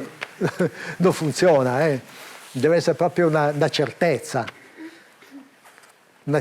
che quella cosa lì non fa niente. Ho sentito addirittura di un santo che gli hanno dato del veleno e lui era talmente convinto che quel veleno non gli avrebbe fatto nulla perché Dio l'avrebbe protetto e aveva una certezza assoluta che le cose stavano in quel modo, quindi gli hanno dato il veleno da bere ed ha fatto come se fosse acqua fresca.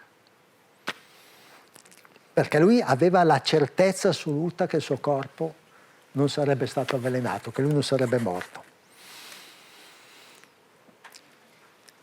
Beh, comunque io non consiglio a nessuno di fare un digiuno lungo di 50 giorni, a meno che non sia diventato veramente un esperto del digiuno, facendolo su se stesso, non so, iniziando dai 3 giorni, eccetera, 5 giorni, passando a un'alimentazione che non crea scompensi quando uno smette di mangiare e sapere che cosa può succedere durante un digiuno. No? E per fare questo ci vogliono qualche anno, ci vuole per impararlo, però nulla impedisce di fare digiuni molto brevi o relativamente lunghi, come una decina, una quindicina di giorni. Fare un digiuno di 50 giorni, anche di 40 e anche di 30 sono già piuttosto impegnativi. Poi penso che anche l'età sia importante. Io pensavo che alla mia età fare un digiuno di 50 giorni poteva essere un po' rischioso, perché sai, conto uno che ha 30-40 anni, ha lì tutte le sue energie, no? E il corpo magari quando è superato, sei su 70, hai già fatto abbastanza danni, no? Magari il tuo corpo, e quindi c'ha meno risorse di un corpo che ne ha 30, quello di sicuro, no? Non ho ancora scoperto come far diventare il mio corpo come quello che aveva 20 anni, quindi dicono che sia possibile, tutto è possibile. C'è un russo che dice che ti crescono i denti, no? La terza dentizione. Il problema, mi piacerebbe vederlo, ma il problema è che uno che dice a me mi sono spuntati tutti i denti di nuovo, dici ma hai fatto delle foto mentre ti crescevano? No, cioè non ci credo, perché un fenomeno come questo, io ogni giorno mi farei una foto per dimostrare che oggi sono così, poi sono così, poi mi sono cresciuti, no? E invece non trovi nessuna documentazione di questo, quindi questo mi fa mettere in dubbio un po' sul fatto che sia vero questo. Poi alla fine quello che io so è che tutto è possibile, però bisogna saperlo fare, bisogna anche saperlo fare, bisogna proprio... Tutto è possibile, però molto è possibile. Io quello che posso dire, nonostante diverse avversità che mi sono capitate, sono contento ugualmente della mia vita. Sono contento di come sto vivendo, del modo che posso progredire. Io conosco lo scopo della mia vita, che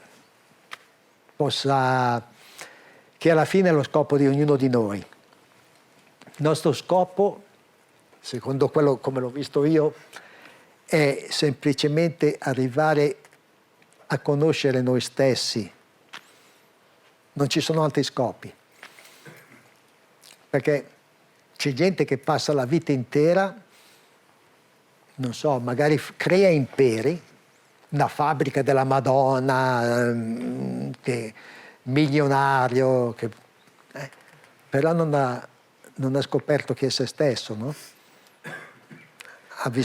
Ha vissuto magari di una felicità materiale, benessere materiale, insomma tutti i soldi, può avere quello che vuole, eccetera, ma che bella vita che ha fatto quello. Però poi è morto senza conoscere se stesso. E quindi in qualche modo deve ritornare qua e ricominciare da capo. Deve ritornare qua e ricominciare da capo.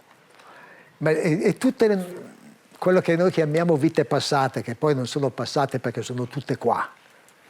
Sono tutte qua in questo presente, noi abbiamo tutto quello che siamo. Sono tutte attive le nostre vite passate, le stiamo vivendo tutte contemporaneamente. Soltanto che abbiamo la puntina su questa, come se fosse un giradischi. Se mettiamo la puntina di là,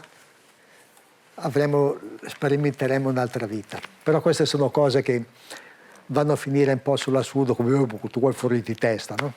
Quindi non voglio continuare, perché so che è un argomento che è molto difficile da spiegare e soprattutto da farlo comprendere senza venire mal compresi, senza essere malintesi. Quindi lo scopo è proprio quello di scoprire chi siamo, e non siamo questo corpo e non siamo neanche il nome e cognome che abbiamo, l'identità che abbiamo con quelle caratteristiche che abbiamo, non siamo neanche quello. Quello è un personaggio che noi utilizziamo per comunicare con altri personaggi. Sarebbe molto bello se entrambi sapessero che stanno usando due personaggi per interagire, no? Ma spesso ce ne dimentichiamo. io a volte mi accorgo che sto usando questo personaggio per presentarmi con gli altri, per comunicare con altre persone. E quando sono consapevole di questo, non c'è niente che mi possa turbare nella comunicazione con l'altra persona. Però nel momento che me ne dimentico, quindi io mi identifico nuovamente in questo, allora sono suscettibile a quello che l'altra persona mi dice. Allora, capisci? Quindi posso vedere cosa che effettivamente noi non siamo questo. Lo siamo nella misura in cui ci identifichiamo e vogliamo essere identificati in questa cosa. E vogliamo avere dei riconoscimenti da parte delle altre persone. Il problema è che noi viviamo quasi tutta la nostra vita per gli altri, semplicemente per gli altri. Non posso uscire in questo modo perché chissà cosa direbbero. Faccio l'esempio più banale, no? Oppure no, ma io con quello lì non mi ci metto. Cioè noi tutte le cose le facciamo con noi, no? Oddio, questa macchia qua, cosa posso fare? Chissà che cosa direbbe, poi quella là è una pettegola. Cioè, in sostanza noi viviamo per indorare questo personaggio. E il giorno che poi ce ne rendiamo conto, diciamo, sono molto di più di questo. Si rendi conto che quel personaggio è niente rispetto a quello che siamo. E questo durante il digiuno cominci a intravederlo. Io durante questo digiuno ho cominciato a intravedere questa cosa, ho cominciato anche ad sperimentarlo, anche se a sprazzi, no? Perché ci sono dei momenti che sei perfettamente consapevole che tu non sei questo corpo, che non sei quel personaggio. Lo sai perfettamente, no? Poi magari vai in giro, piano piano qualcosa ti attira, ti dimentichi e ti ritrovi dentro ancora dentro nel tuo modo di essere, e te ne dimentichi. Ma comunque è già un passo, no? Perché quando ti succede questo, e questo succede quando sei veramente disintossicato, perché se sei disintossicato ti puoi distaccare da questo corpo. La tua mente si può distaccare da quelle strutture tutte che ci hanno buttato addosso, che non sono nostre. E le vedi, io mi sono reso conto che certe cose mi venivano da mia madre, da mio padre, dal vicino, dall'amico, dal professore, dal politico. Ho visto che non erano cose mie. Quando le ho viste le ho potute mollare, ho detto io non sono questa cosa qua. E a quel punto allora puoi vedere la realtà com'è, perché non c'è più questo condizionamento che ti dice che è già per scontato che deve essere così. Quando non c'è questo tu allora guardi, no? Perché dici è inutile che guardo questo qui perché tanto so che è il giornale, no? Che so un giornale, quindi non lo guardi, poi guardi c'è un biglietto da 100 euro, no? Però tu non l'hai guardato perché sei convinto che quella cosa è qualcos'altro. Abbiamo la tendenza a non guardare più perché abbiamo i nostri schemi ormai fissati. E il digiuno, assieme alle tossine del corpo, sembra che liberi anche le tossine che abbiamo nella nostra mente. Beh, io sono arrivato fino a qua. Se poi c'è qualcuno che volesse farmi delle domande. Grazie.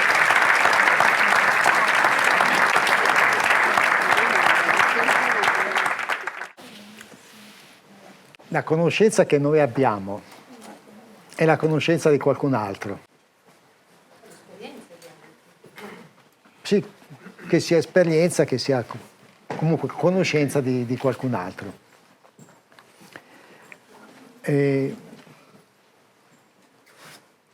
Non è che bisogna buttarla via, nel senso che non ti serve più a un certo punto, non ti serve più perché hai la possibilità di conoscere direttamente tu le cose senza bisogno di confrontare dati che hai ricevuto da altre parti, in quel senso qua. Proprio tu a un certo punto sai com'è tutto di quella situazione o cosa che senza bisogno che ti arrivi, che fai dei paragoni con altre situazioni di altri o anche tue stesse del passato, perché ogni situazione è completamente nuova. Grazie. Dopo un digiuno praticamente ad acqua, com'è che si riprende a mangiare normalmente?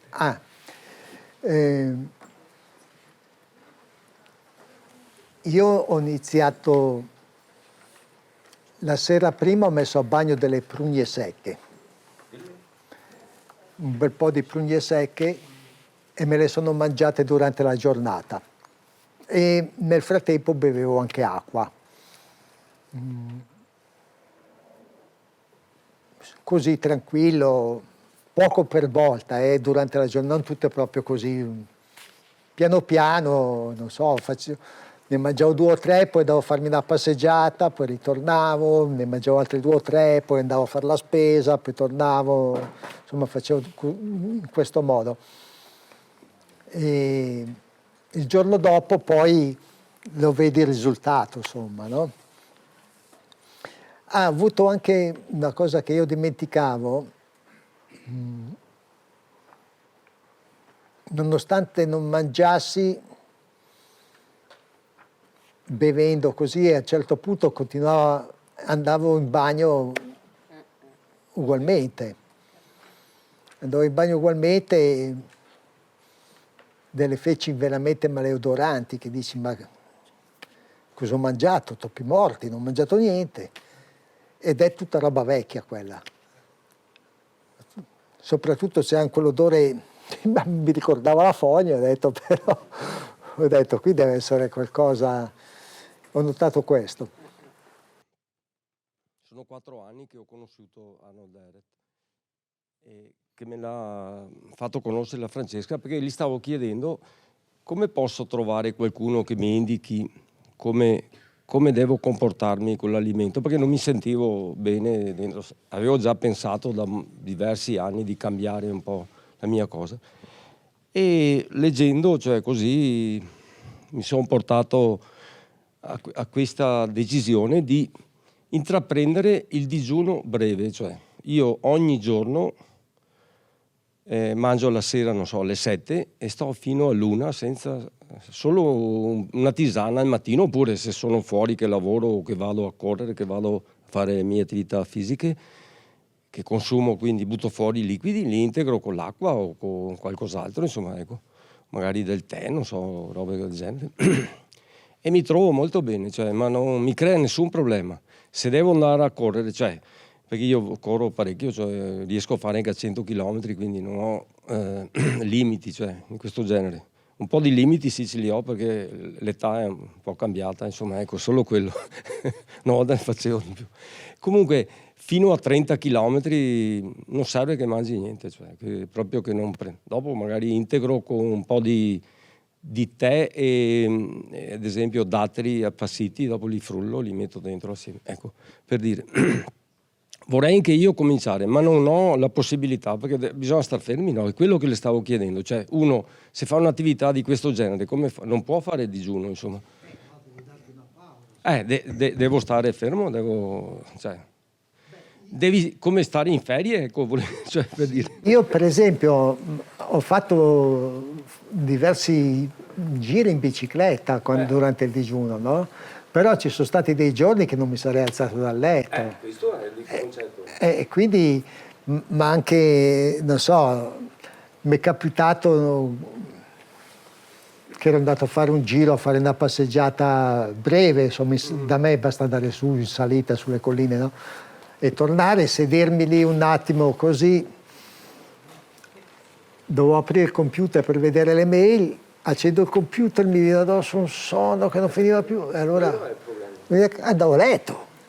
Devi avere il tempo di fare le cose. Io intanto mi alleno con questo, cioè ogni giorno 15 ore, minimo sono anche a 17, anche a 18 tante volte. Cioè. Ehret lo chiama il digiuno della non colazione. Della non colazione, sì. E dice che già quello sì. aiuta è molto più lento per purificare, ma io sento veramente, guardi, quando ad esempio, perché non posso essere un eremita come si dice, ero molto prima, perché una volta ero come un bidone di immondizie, anche io mangiavo di più di un bidone di immondizie e di tutto.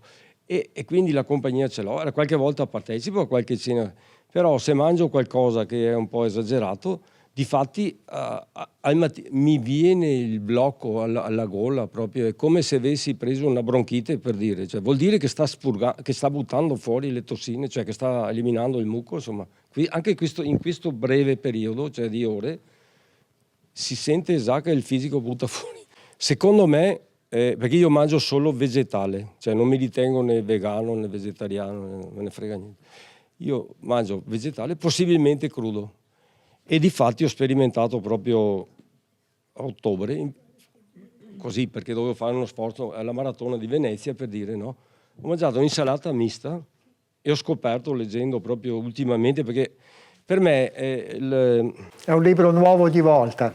No, ma è un libro, è come un credente. Io non credo, cioè non sono un credente, non sono un bigotto, non sono nessuno, ma per me è come se un credente leggesse il Vangelo, cioè e io che sto dedicandomi a scoprire, cioè, l'alimentazione corretta per me stesso e dopo posso anche trasmettere agli altri, quello è importante. Allora, ho provato, l'ultima volta ho mangiato, perché ho scoperto che la verdura mista, che lo dice Arnold Ehret, ha molte più proteine ad esempio della frutta. Se devi fare uno sforzo un po' pesante, è meglio che mangi magari verdura mista. E difatti ho provato la maratona di Venezia, l'ultima che ho fatto, perfetto. Ho mangiato la mattina. Perché devi fare la maratona di 100 km? Sì, solo con frutta.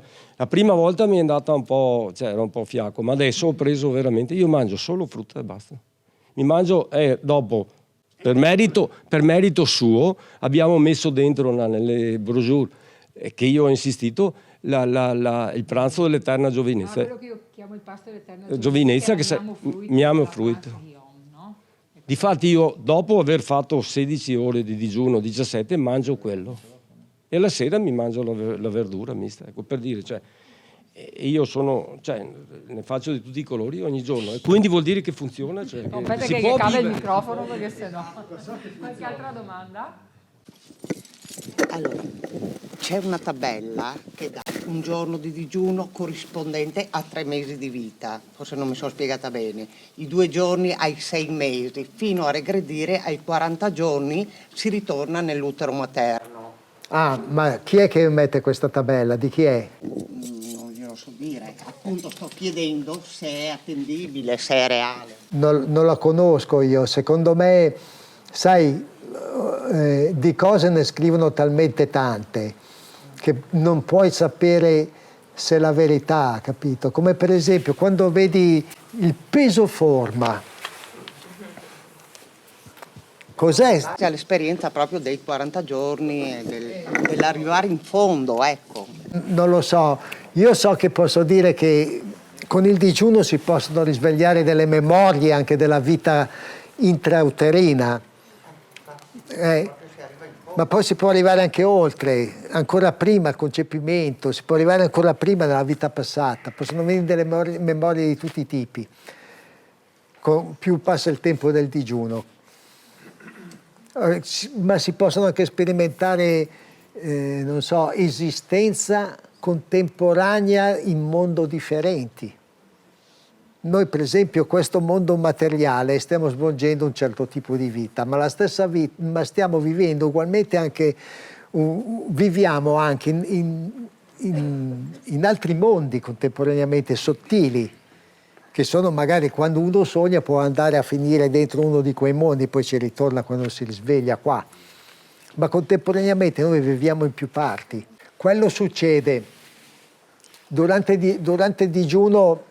I primi digiuni che facevo ho sentito il sapore di medicine che mi hanno dato anni addietro, ho sentito persino il sapore di un'anestesia che mi avevano fatto un dente che mi richiamava 10 anni prima. Sì, come pulizia, Sì, ma perché infatti Ehret dice che i farmaci sono proprio le sostanze che più si incistano dentro nei tessuti e sono le più difficili da buttare fuori.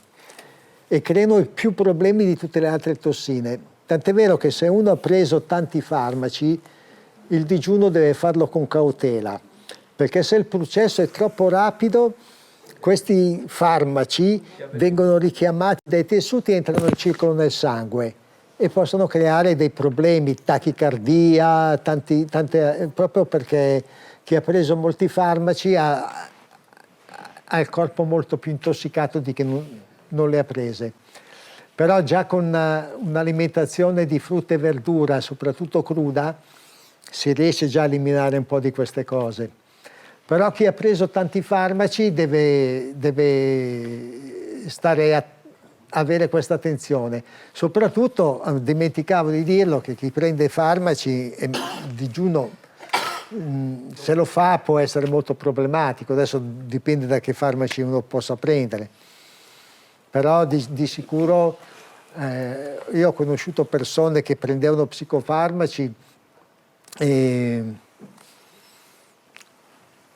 come si chiama, si sono messi a fare il digiuno, sono andati a finire proprio, non so, come uno stato bipolare addirittura, no? Comportamenti strani perché era l'effetto di questi farmaci che entrano dentro nel sangue e fanno l'effetto come se li prendessi di nuovo.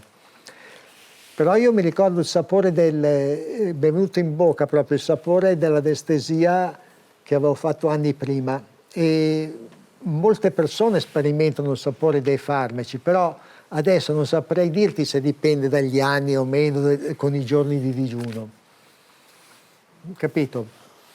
La cosa è sicura che più uno prolunga il digiuno, più la disintossicazione va a fondo.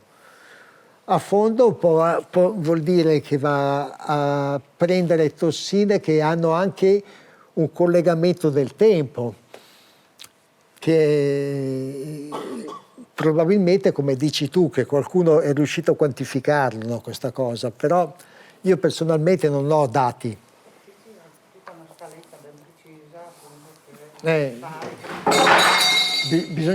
Bisognerebbe sapere chi è che l'ha fatta, allora uno dopo legge e vede tutto il contesto, si può capire. Comunque sì, in effetti più uno fa il digiuno, più le tossine va più in profondità, in sostanza è quello, più in profondità vuol dire tossine più vecchie che nessun'altra cosa le ha mai smosse prima. Posso farti una domanda? Il respiro che funzione ha? Il respiro? Sì. Se non respiriamo moriamo. No, all'interno del digiuno. Il respiro diventa più lungo dopo il digiuno, più profondo intendo dire.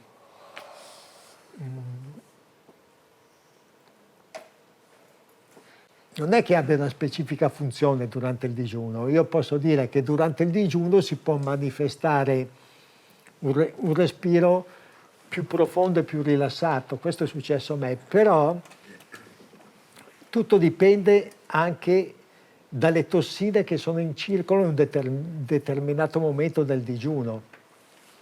Perché ci possono essere, per esempio, dei farmaci che entrano in circolo che possono provocare dell'ansia. Allora in questo caso uno si trova con un respiro affannato, no? E magari non se lo sa spiegare.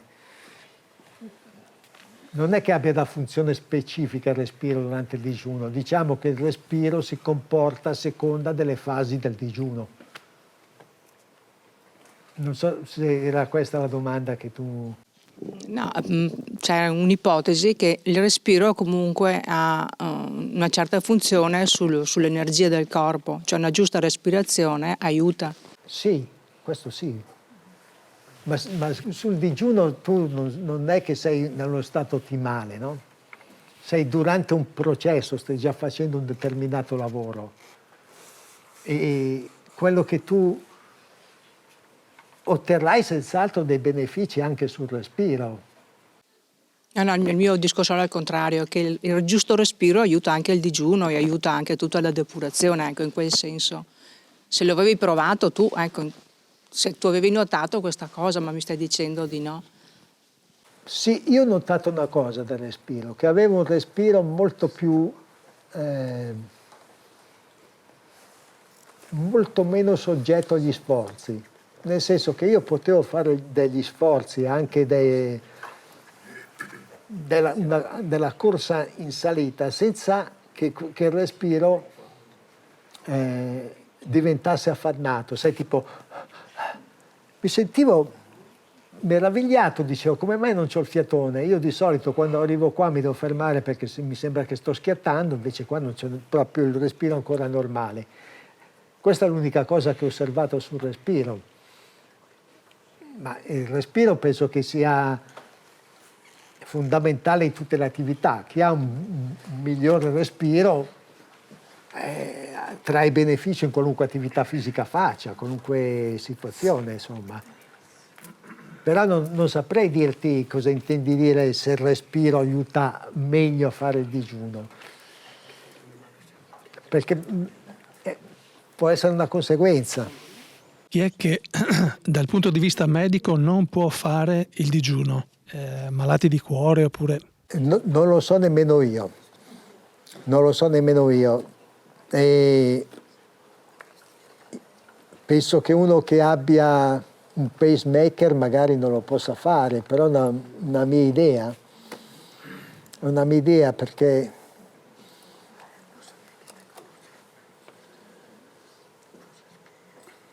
ho sentito che magari uno che ha un rene solo non può fare il digiuno, ma ho conosciuto persone che hanno un solo rene che l'hanno fatto. Quindi... Ma generalmente il cuore com'è che si comporta durante 40 giorni?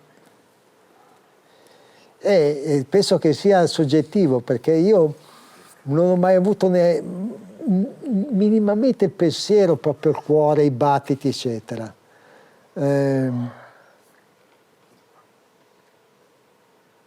Io che correvo, che facessi sforzo, che stessi fermo, eccetera, non notavo alcuna differenza delle pulsazioni. L'unica cosa che io notavo era l'abbassamento di pressione, ma che si era abbassata la pressione, eccetera, però il cuore non mi dava problemi, mi riprendevo immediatamente io dalla cosa. Per esempio, stando giù per allacciarmi le scarpe, poi mi alzavo in piedi, sentivo, non so che cos'era, una cosa stranissima, un ronzio pazzesco che faceva una roba così. Allora stavo lì calmo, respirando così e mi passava, fine della storia. Però io sono sempre stato un po', diciamo, irresponsabile, nel senso che non ho mai preso nessuna delle precauzioni che mi hanno sempre detto, vai piano, stai attento, di qui, di... Io ho sempre fatto le cose che volevo fare. Anche perché scrivono tutti sotto controllo medico. Lo so, però se sotto controllo medico trovi un medico che ti dice che a 60 giorni sei morto, no? A 50 sei morto. Io ho sentito dire, no, che col digiuno, il massimo di digiuno che si può fare sono, non so se 23 giorni, oltre quello uno muore. C'è gente che fa digiuno di altro che 60 giorni. Sono i vegetariani che non mangiano, non bevono. Pure. Comunque ci sono tante cose. Poi lì sul controllo medico, sai, se noi prendiamo un medico tradizionale che è uscito dall'università, lui non può altro che riferirsi a quello che ha preso nell'università da un sistema che è un prescrittore di farmaci alla fine, no? Di protocolli, eccetera. Uno c'ha il cancro, chemio. Qualunque cosa alternativa che non sia allineato con l'utilizzo dei farmaci non va mica bene. Cioè praticamente una persona che è guarita dal cancro, ma che però magari in passato ha fatto la chemioterapia, se facesse una cosa del genere, praticamente la chemioterapia ritornerebbe fuori e lui si avvelenerebbe. No, se lo facesse gradatamente si disintossicherebbe. Ah, sì? Sì. Ma ci sono dei casi?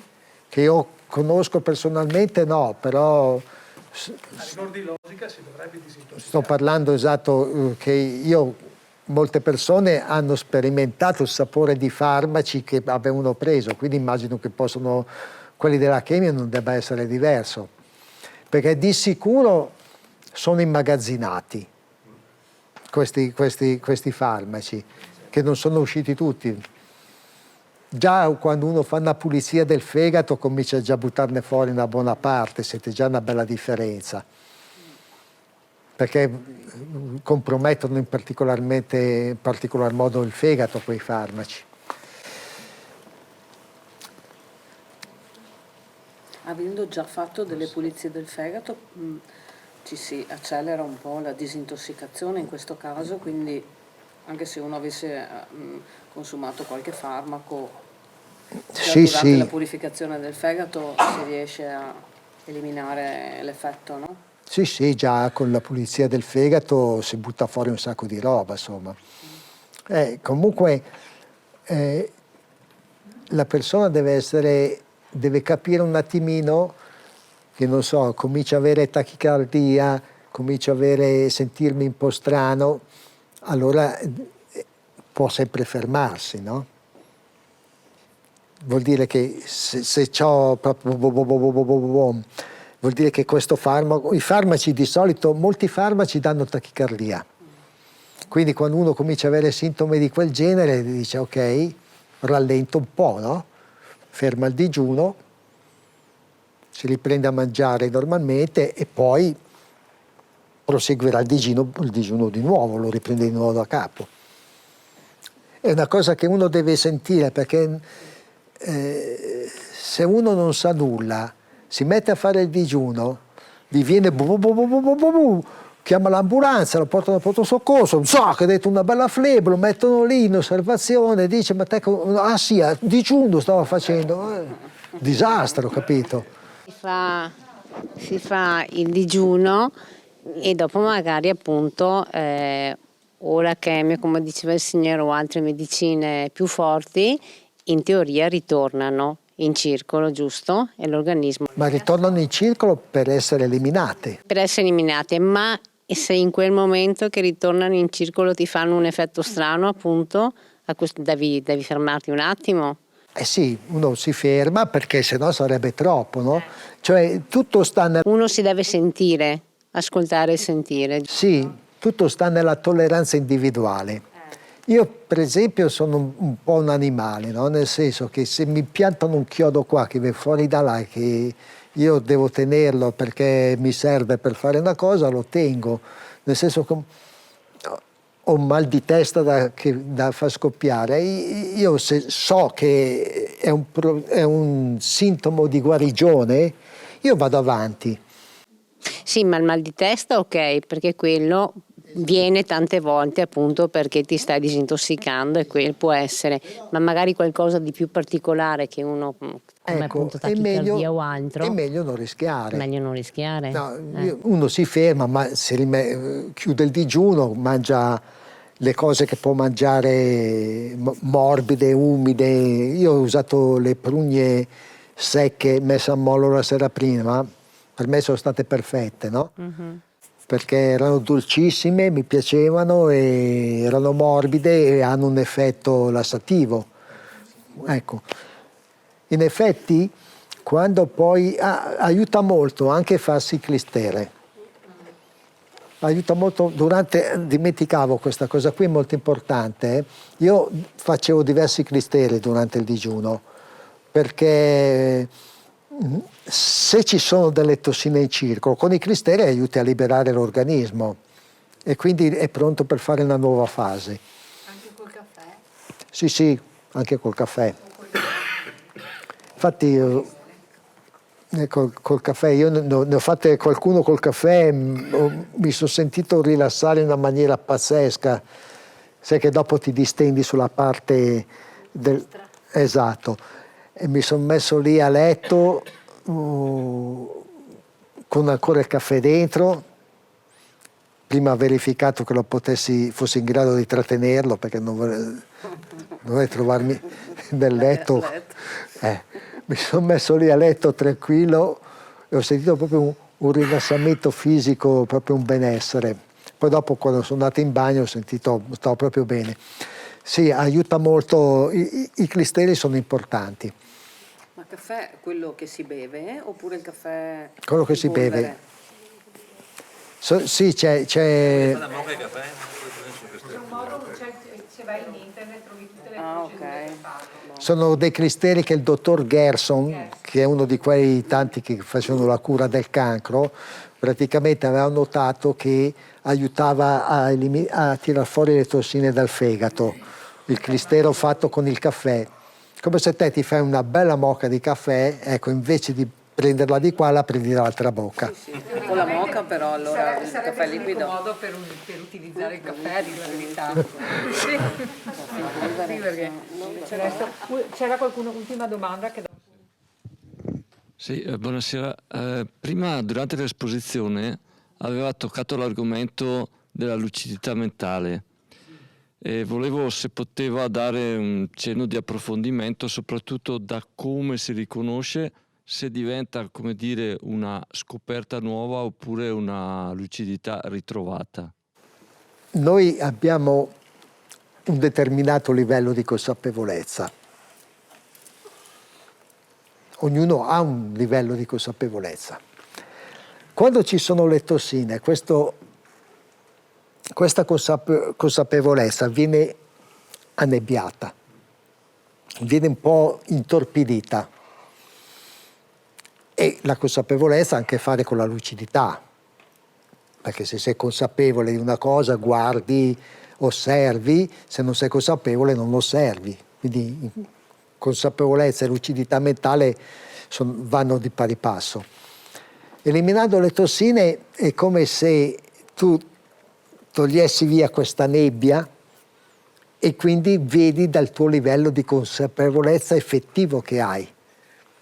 Perché noi stiamo molto spesso, se siamo intossicati, stiamo vedendo a un livello di consapevolezza inferiore a quello che siamo. Perché queste tossine ci ottundono. Io cosa ho osservato quando quello? Che avevo una capacità di comprensione molto elevata rispetto a prima e rapida soprattutto. Capivo i concetti, tac al volo. Poi